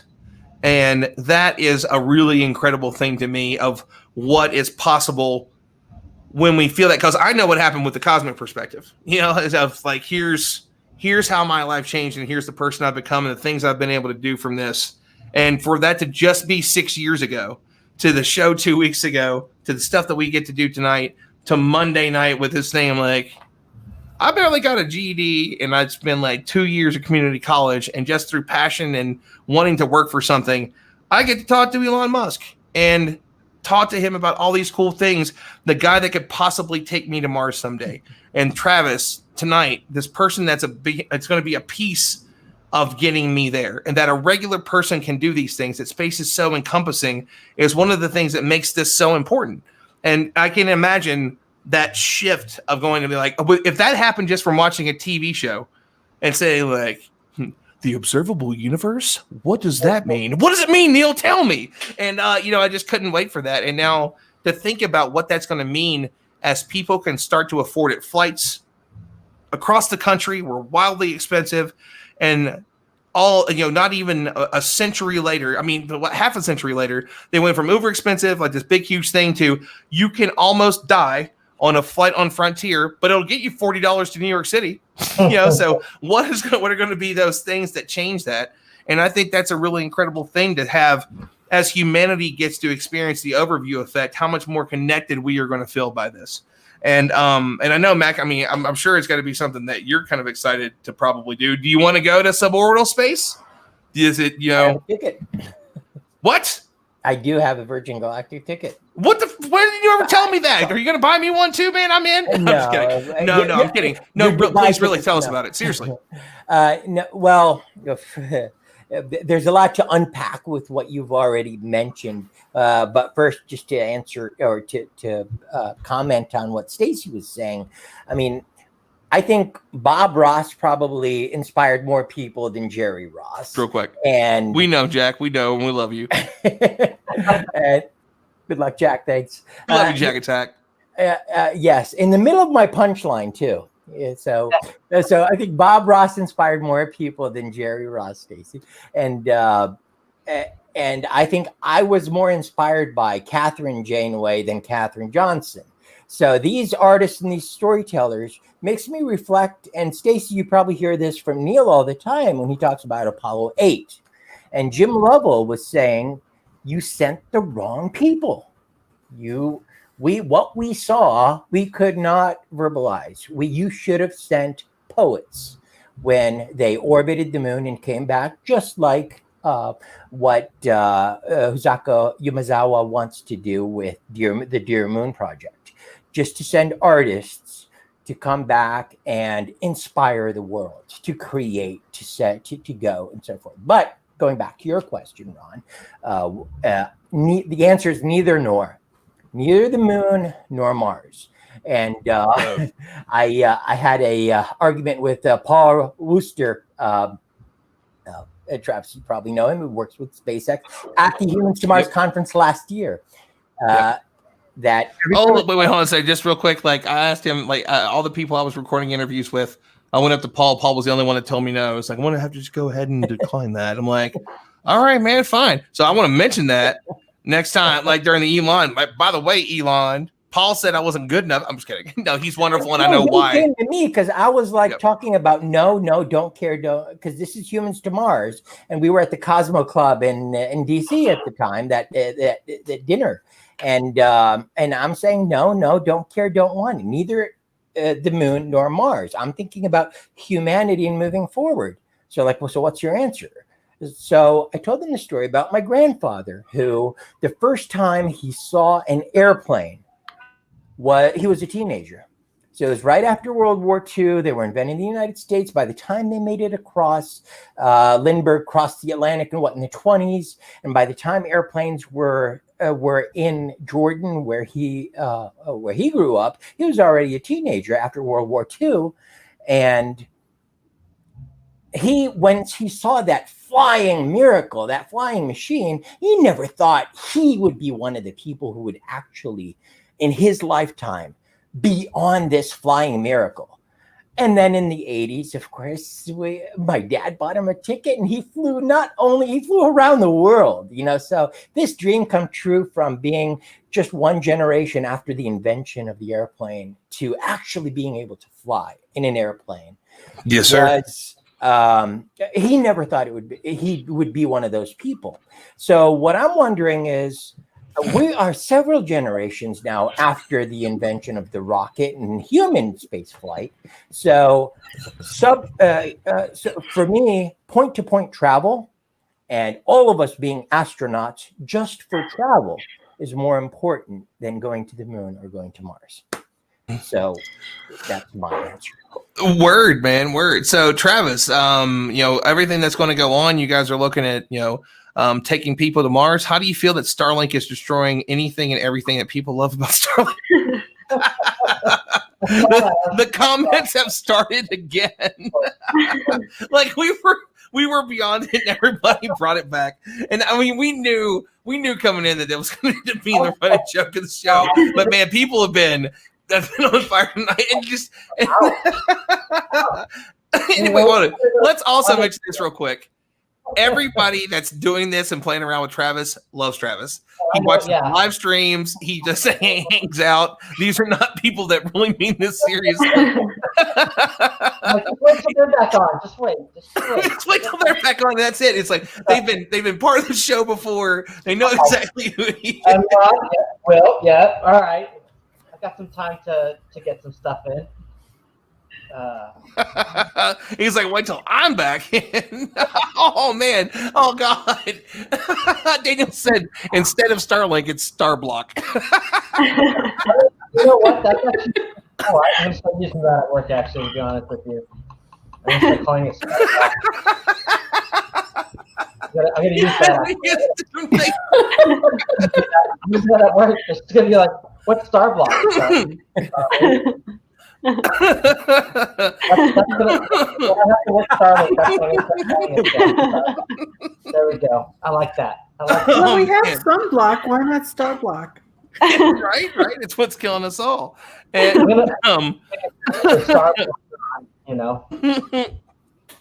But so, oh man, I can't stop laughing enough to be serious right now.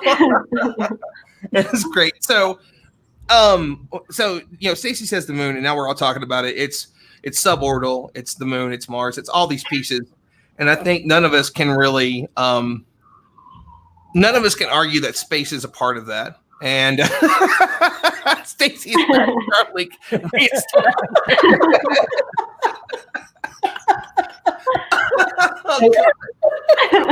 We're only giving him like 1 meg right now, so don't worry.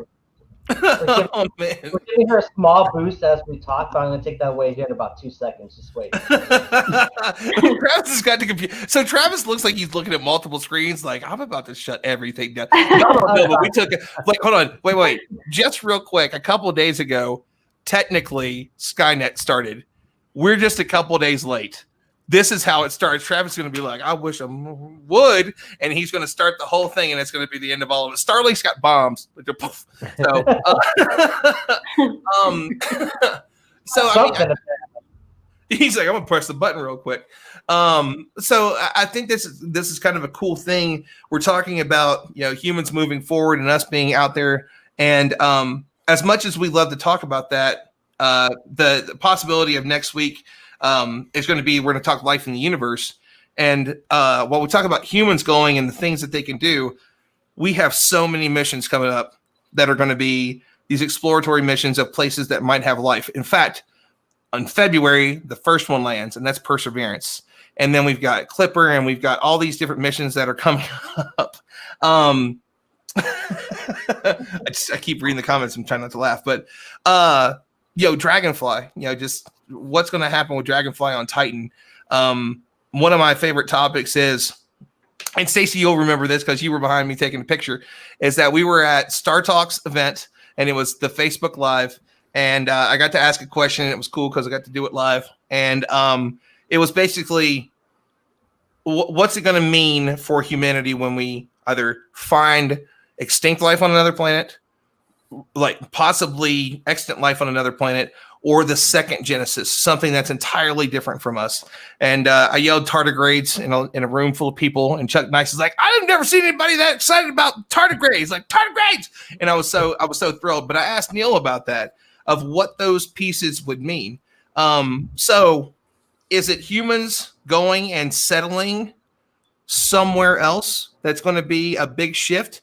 Or is it going to be one of these robotics missions that goes somewhere and discovers the beginnings of life? That's going to be the next big shift for us, that space and science kind of bring to the community. So, Stacey, I'll go to you first on this one. Like, do you think it's going to be one or the other? Do you think they're going to be relatively close together? What do you think? I think it's more likely it might be robotic, just because we have so much out there and the time frames that we're working with. But the wow factor of people doing it is something that can never be substituted. Although there's a whole lot of emotion and excitement tied to the robotic missions. Case in point, when Oppie. Exactly. And everybody Yep. was in I was Times already Square looking it up. looking on the screen, watching, and the 7 Minutes of Terror, and I mean, so and New Horizons. I mean, holy schmoly, I was at the flyby for Pluto and the flyby for Osiris Rex, not Osiris Rex. Oh my God, Ultima Thule, which is called something else now. Akaroth, I think is. Yeah, and oh my God, the emotion, the seeing those first pictures come back. I mean, it was real and it was human triumph. It was human triumph. So, do we need boots there? I mean, it's, I guess, even more exciting, right? But to some of the points that Neil's made in the past, what spurs the human exploration of space is really sort of politically driven, not curiosity driven, as much as we want it to be. I see what you did there. What? I said I see what you did there. It's not curiosity driven. Oh no, I wasn't trying to be like that, but. not curiosity driven. Hello, Movie Globe. How are you? Yeah, no, it's like it's curiosity driven. Well, and how many people cried and Oppie going my battery is low and it's oh my God. Too soon, man. Yeah, right. And apparently that's not exactly what it said either, because it's very similar to people say Curiosity sings Happy Birthday to itself every year, right. And then Bobak said no, that happened once. It doesn't. Yeah, it doesn't do that. And I love that. And that's what's really cool about the job that I have now is that I'll put things out there and I'm like, oh, this is a super cool story. And I looked it up everywhere. And there's like that one story that tells you the real truth about something. And I missed that one. He's like, actually, no, that's not entirely true. Like we made it move in a way that it hummed it to itself. And it did it once. It didn't actually happen every year. And I love those things. And that's kind of cool. So, and I'll go to you next for the question of, what do you think on it? Well, I think it's gonna be both, but it's about the possibility, like really sinking in the possibility of humanity being at other planets. Like when we really realize that we can do stuff, and as much stuff as we can do, as much stuff we can do, we're gonna grow this idea that life or human life is not only settled on Earth. So when we really get to call other planets and other other space stuff our own, like really own them and really being able to do stuff there, like moving industries there, to start mining, to make it something of our daily lives. I think that's when consciousness is going to expand, and we're gonna start thinking about us not as an earthling species, but a multiplanetary species like Elon Musk wants us to be. That's going to be a great question. Somebody should ask him that Monday night at 4:30 p.m. Eastern time. If there was anybody that might be talking to him on Monday, 4:30 p.m. Eastern time on the Humans to Mars Summit at exploremars.org/summit, you can buy your tickets 10% off with Stardom Mars. That would be a great question to ask, I think. I mean, we have so many things that are going on with all this, and I think it might even be a little bit of pieces of one might chain to the other. It's just one may come first, and the other one. I mean, we might be looking at that next big shift, right? Where it's for humans get to the moon, start to settle the moon, and then the information comes back from Perseverance that we found this thing, or the helicopters found something, and then one goes after the other. And so in the next 20 years, we might see this massive shift. Not saying it's the drunk guy from Star Trek that gets first contact and he completely changes and becomes the coolest guy ever. But maybe that's it. Zephyr Cochrane. That's exactly right. And so that's what I loved, was that few seconds that you saw in the reboot series where you see Zephyr it's still the actor that played him in First Contact. And I can't remember what his name now is, but I love that actor, period. He's great. He's always been great. And it was funny to see him as like the drunk. Yeah. Who? Mac, you're looking it up? Something Wood. Maybe. Look up Severn Cochrane, actor. Like 6'5". He's almost as tall as Chris Carberry. What? Chris Carberry is not that tall. He Well, was in to me, another Next everybody's Generation talking. episode too.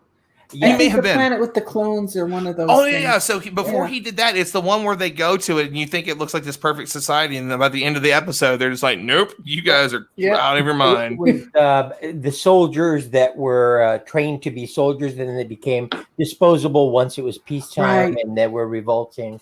And then Captain Picard told them, "All right, figure it out. It's an internal matter for you now." So let's just laugh about this real quick. Is that so? What if on Monday nobody could see the interview because I would commit to asking that question at 4:30 on Monday, but I have Starlink and getting intermittent connections. Oh, it's been the best. So let's say that we get these shifts as the last question for tonight, because we got about 15 minutes left. We get the shifts. We're in this really crazy mixture of a tumultuous time where we are indeed moving forward. Changes are being made, very similar to the 60s where it was the civil rights movement and we were landing old white guys on the moon, but we were still doing it. We were putting people on the moon, right? Not old white guys, actually guys my age or younger, which makes me now feel old. But so we're putting humanity into space at the same time that we're still dealing with these things.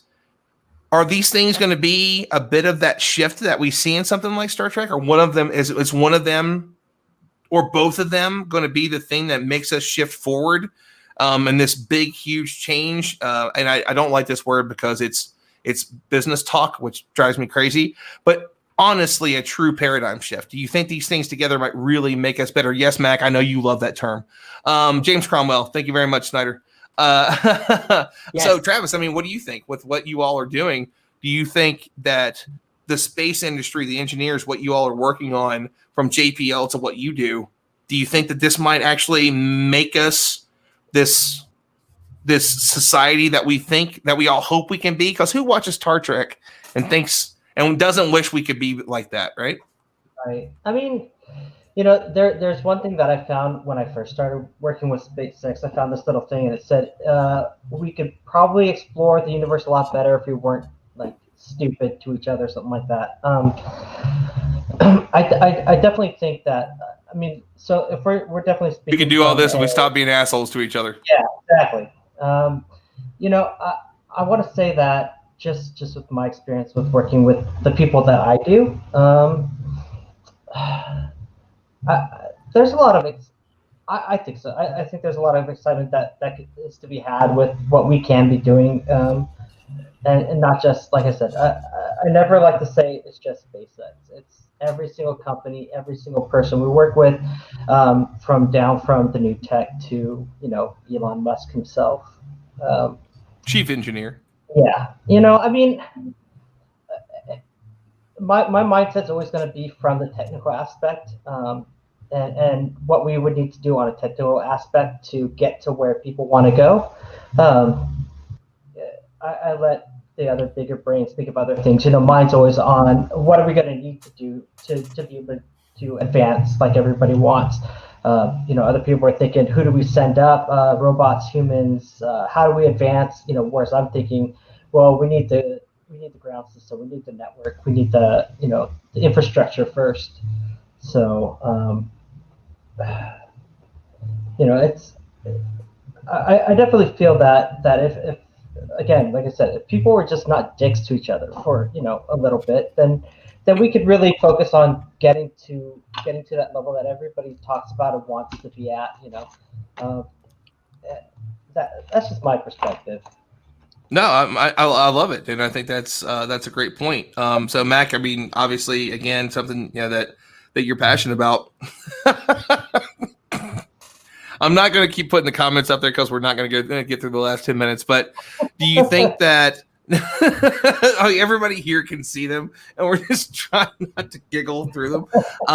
So, I mean, do you think that it's going to be? Are we going to figure it out before that, or is space really going to kind of be the answer? You know, we find that there's not in our cosmic backyard.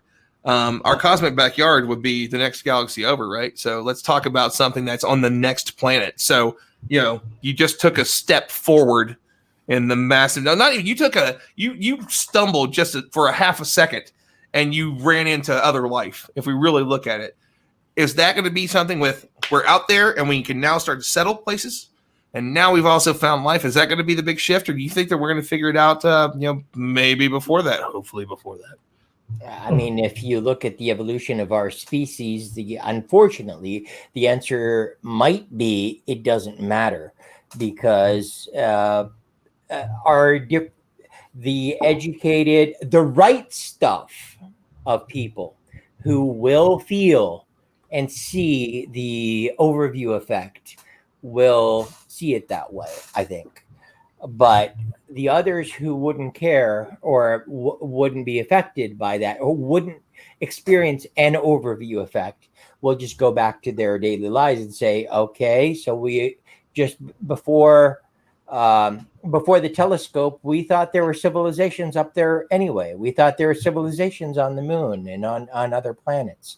Yeah, what was it with Mars? Because Mars had that too, right? Well, it was a linguistic error when an Italian astronomer.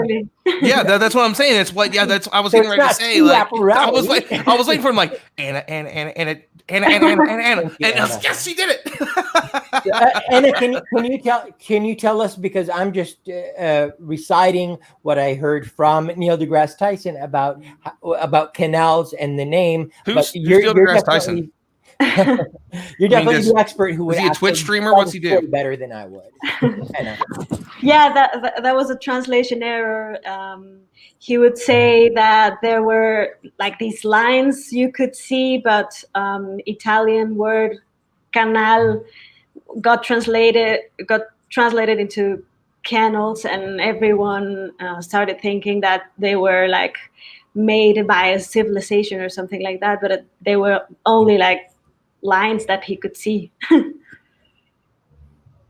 And that's kind of the fun things that the mixes in translation, and that's why what we do, what Anna does, and what I'm trying to do, whether it's just in Spanish or in English or in Arabic or a multilingual, giving the science content to people in their native language by science communicators of their own culture is very important.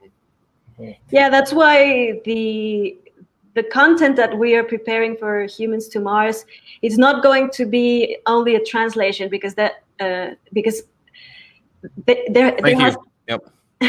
to be an introduction. There has to be a different experience for people to really appreciate and to really get into the topics.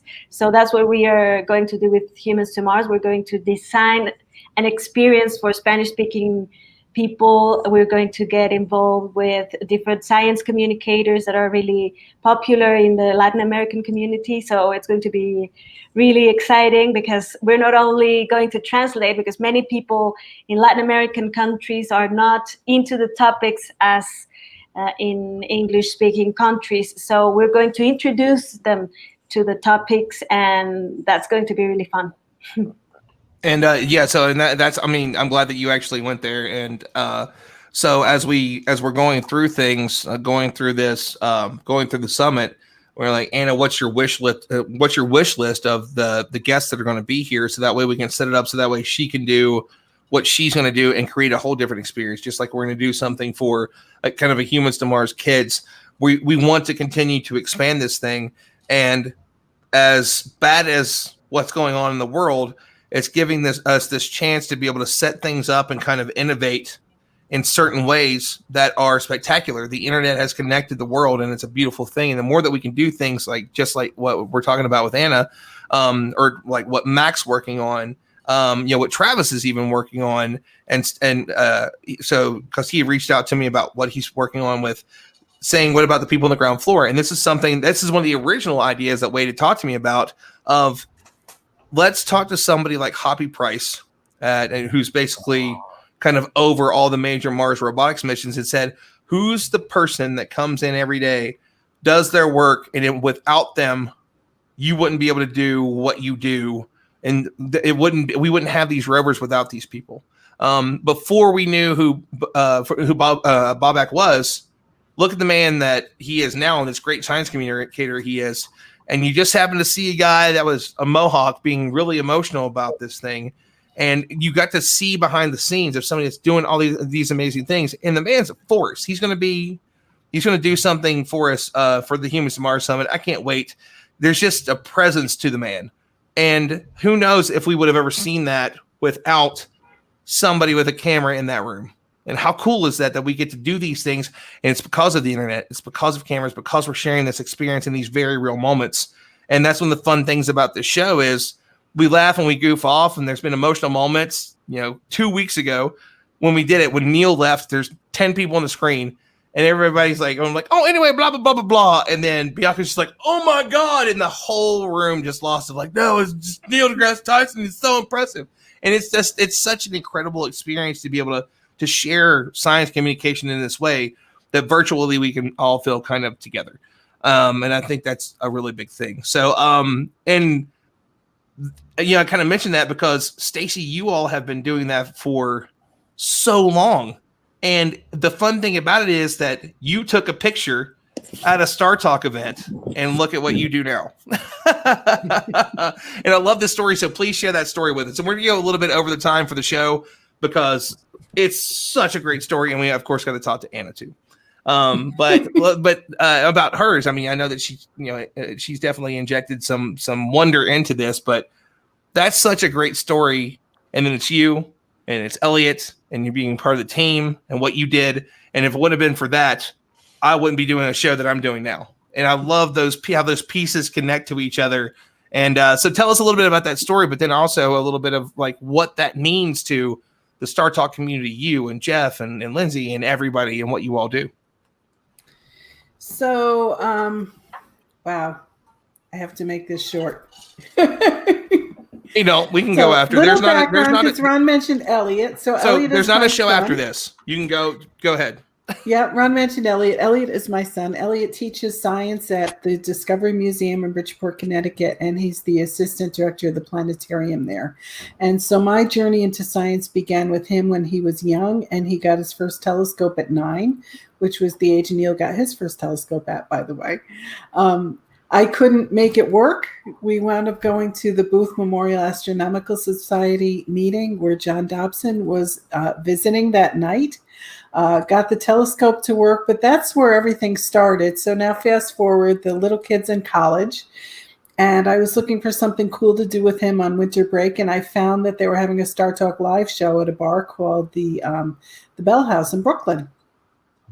And Mike Massimino was a guest, and Eugene Merman, and they had John Hodgman and Kristen Shaw and Neil, of course. And we had been followers of Neil before, and he was just starting to like really creep up into the public eye at this point. I think it was 2011. He had done a show called Nova Science Now before that, if anybody remembers that. I think it was in 2007 on PBS. So we went to, it was their second Star Talk Live, so the show was very, very new. And we went to the Bell House, and it was just, the live shows are something indescribable. It's even just so much better than what you see on TV or on the radio because it's happening. The interaction is right there on stage. And I took some photos, and the miracle of the internet, Neil saw one of the photos online and asked me if they could use it for the show. So one thing led to another, and I started photographing the shows. My son, who is a professional photographer, was actually in college. And so here I am with my little DSLR, really not even knowing the settings, but Neil thought I was a photographer. He liked my pictures. So from that, one thing led to another. I volunteered for the show for about 4 years, doing lots of things and learning a lot. And, here I am now. So all from a picture. Well, and the power of volunteering too. Well, and that's so. But you volunteered to do that. But the other thing is that But as a community manager, the things that you do, because you run the Patreon, which is a really big thing, because that's kind of where bringing the people that were fans together. Yes, into these places. And that's kind of where I was going. It's like, that's a different level of science communication. It is. But, and there are other things. I mean, aside from that, we had done for years something that I called the Cosmic Community, and it was a network mostly of astronomy clubs in the tri-state area. We're New York based, and so is New York, New Jersey, and Connecticut. And we would go to the Intrepid with telescopes and do big yes, he does, Imran. Yes, he does. He's big wonderful. Public observing nights down at the Intrepid, and just so much going on there. And John Dobson's influence in our lives personally.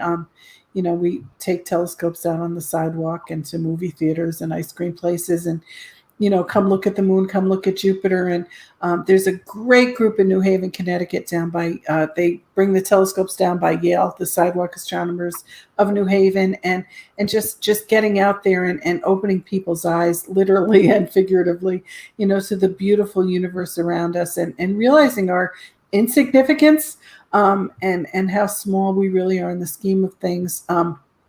It's another piece of the cosmic perspective, right? Yep. I think that this is the stuff that's going to save our world. I think people need to look beyond themselves and all this crazy madness that's going on, and disregard for each other, and just bad karma. We see a lot of it now. It's a difficult time, and by thinking about things bigger than we are and aspiring to explore and learn more together, I think is going to unify the nation and the world. And that's the reason why she is Star Talk Mom. So just like it's an introspective moment. So after my mom had passed away, there was obviously she'd seen kind of the beginning of what I was doing, and so when she did, there's stuff that comes along with that, right? A little bit of money. And I was like, man, this is the thing that I love. I want to kind of invest in this and what they're doing with the show, which led to me going to New York a year to the day after my mom passed away by myself. I'm on my own, all this stuff. And the first people I see are Elliot and Stacey. And as we walk upstairs and we do this thing, and it's just incredible. And I get to talk to them. And if it wouldn't have been for them, it was kind of a risk for me to do it. And just, it was weird to be kind of, alone in this room of people that I knew that were coming into the show. And that night was just a really, really amazing thing. And then 2 weeks ago, we got to show we got to share this really amazing story. All these years ago, that I asked Neil to record a video for this young man during this night. Like, I couldn't even really talk to Neil. I actually, I typed out a letter and handed it to Neil because I was worried that I wouldn't be able to talk to him to tell him how much Cosmos had meant to me and that it had changed and saved my life and all this stuff. And so there's a very large story to that. But he recorded this thing, and this thing, again, still continues to go viral. I think it's like 100,000 views now. And he did this thing for a 14-year-old young man who is now at ASU going to college. And that was a big piece of him continuing to follow his dream.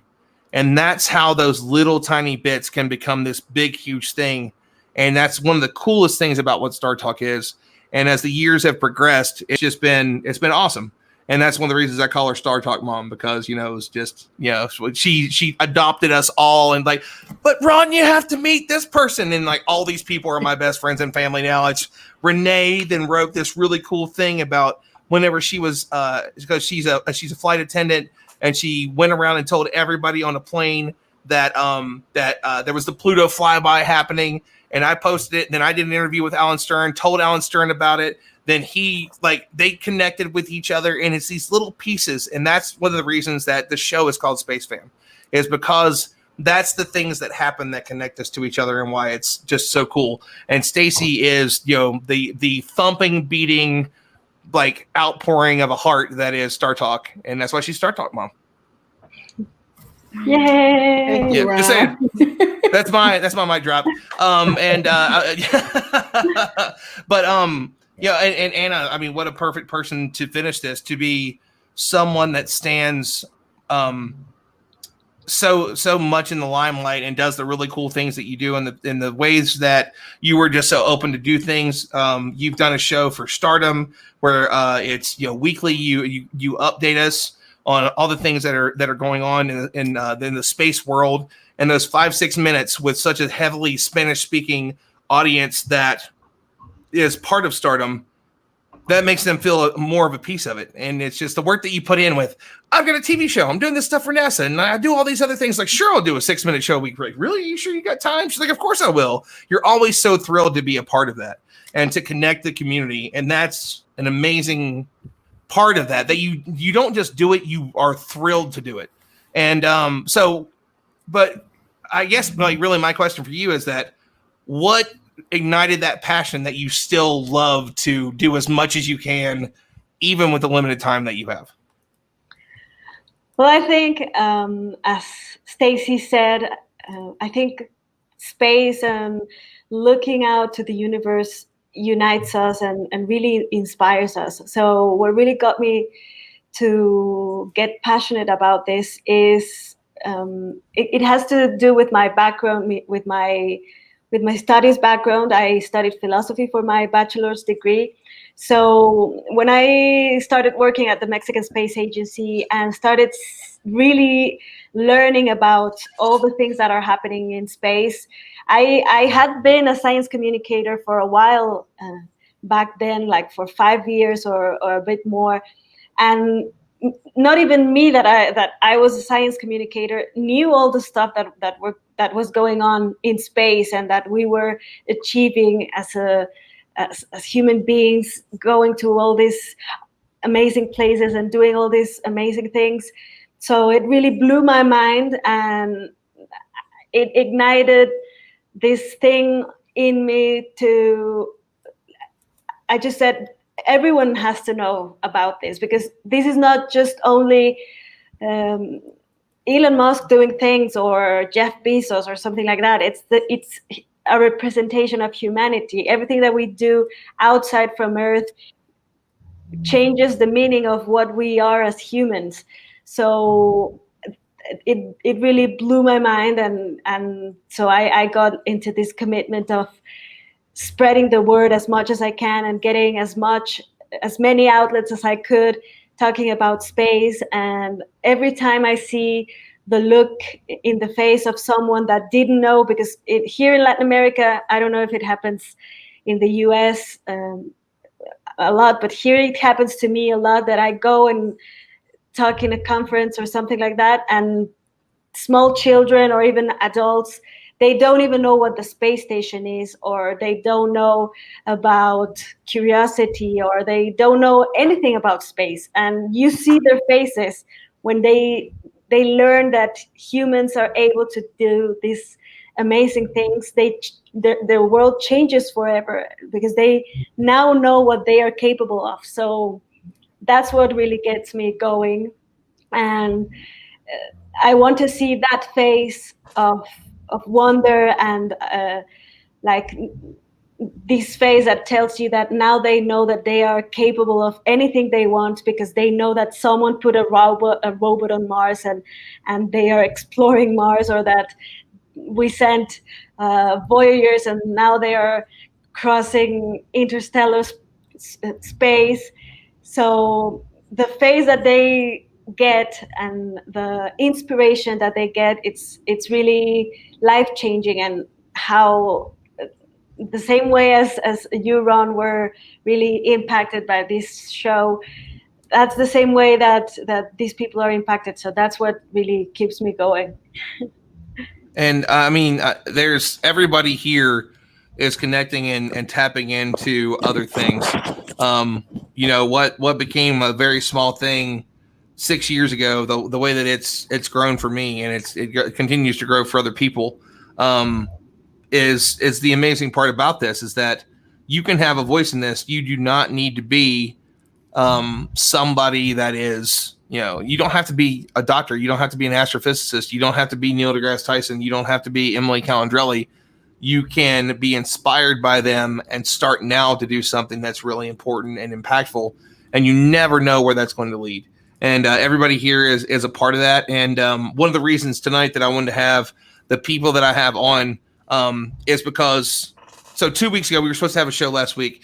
2 weeks ago was a huge show. There's amazing people on there. A lot of them are famous and write books and all these things, but Space Fam is really about the people that are behind the scenes, that are doing amazing things that you haven't heard of, and also people that I have great stories with each and every one of the people that are on here, and that's what the show will continue to be every week. It's a blast to talk to and share with you what I see and what I get to be a part of from these people's lives and how they've inspired me. So I appreciate all of you for coming on the show tonight. Thank you everybody for staying a little bit over 11 minutes over. I never ever start on time and I never end on time. So thank you everybody for joining. So what I'm going to do is I'm going to give everybody just a few minutes to kind of give just a final thought. If you want to tell us where you can find you on social media or just something you're excited about, Travis, if you want to tell us to watch the launch tomorrow, the hop that you just don't care about because you're busy, whatever you want to tell everybody, man, let them know, and then give us your social media stuff so they can follow you and talk to you about all the cool stuff you do. Yeah, I just want people to just understand that, you know, there's a lot that goes behind the scenes with exploration and development, and really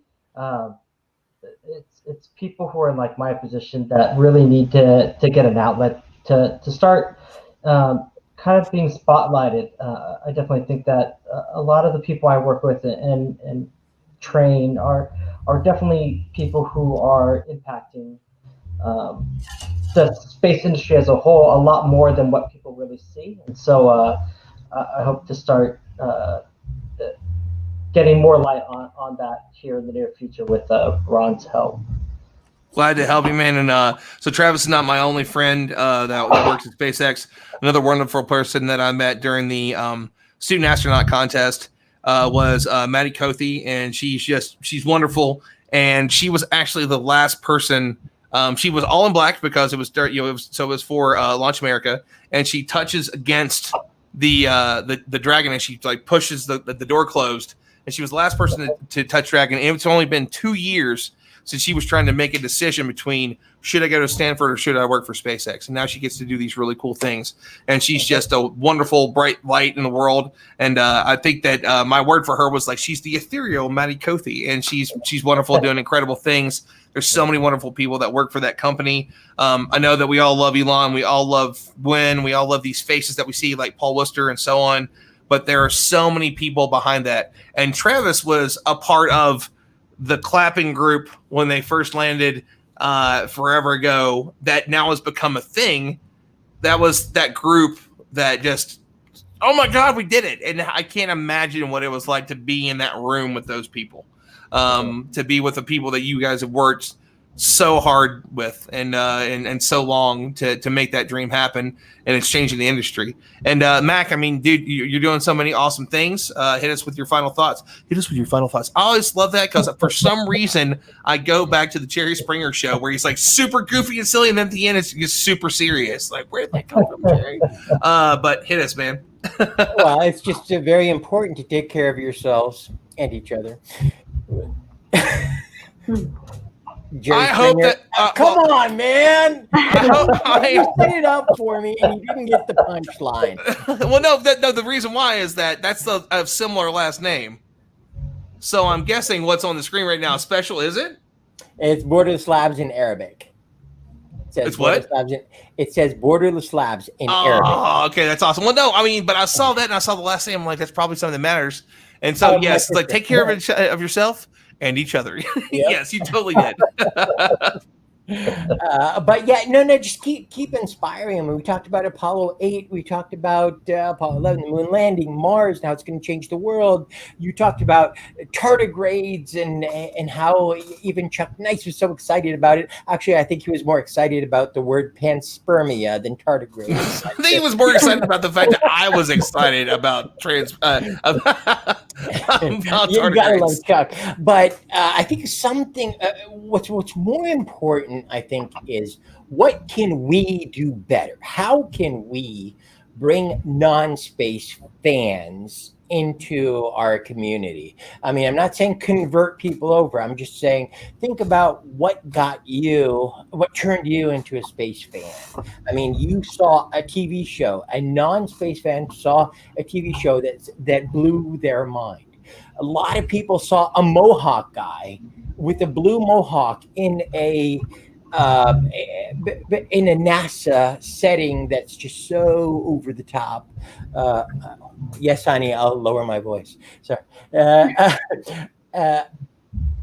A blue Mohawk guy in a setting that's just so like unconventional, and they're starting to say, "Hey, I can start to relate to that." So I think us as an industry, what can we do? And just like Stacey was saying, sidewalk astronomy. We were at a horse show for the last couple of days, and I was pointing out at those two. You see those two bright stars over there, and the girls were like, yeah, I'm like, those aren't stars. That's Jupiter and that's Saturn. And that blew their minds. And then they ran over to the other girls and said, hey, those are not stars. That's Jupiter and that's Saturn. We can see them with our own eyes. And these are teenage girls, and they're hearing about this. I feel like they're hearing about it the first time. And those are going to the other girls, and they're saying that. And they're not space fans, but you just blew someone's mind, and they might just go look it up someday. They just might finally look through that telescope they got 4 Christmases ago. So it's very important to inspire non-space fans, because we preach to the choir a little bit too much. No, and I agree with it. And that's kind of a point of one of the things I love to do, and how I share it out to the people that, the DJs that are on there, the people from West Virginia where I grew up, and all those. What was that? Wild and Wonderful. Wild and Wonderful. Take me here. No, never sing that to me. I will punch you in the throat. So, Stacey, we're gonna go to you. Final thoughts of anything you just want to say. You very definitely have you got the way with words, and where people can find you on social media if you care to let them know. You're muted. That was you. You did it. Whoops. See? You've yelled at me 3 times tonight like I'm the one that muted you. And no.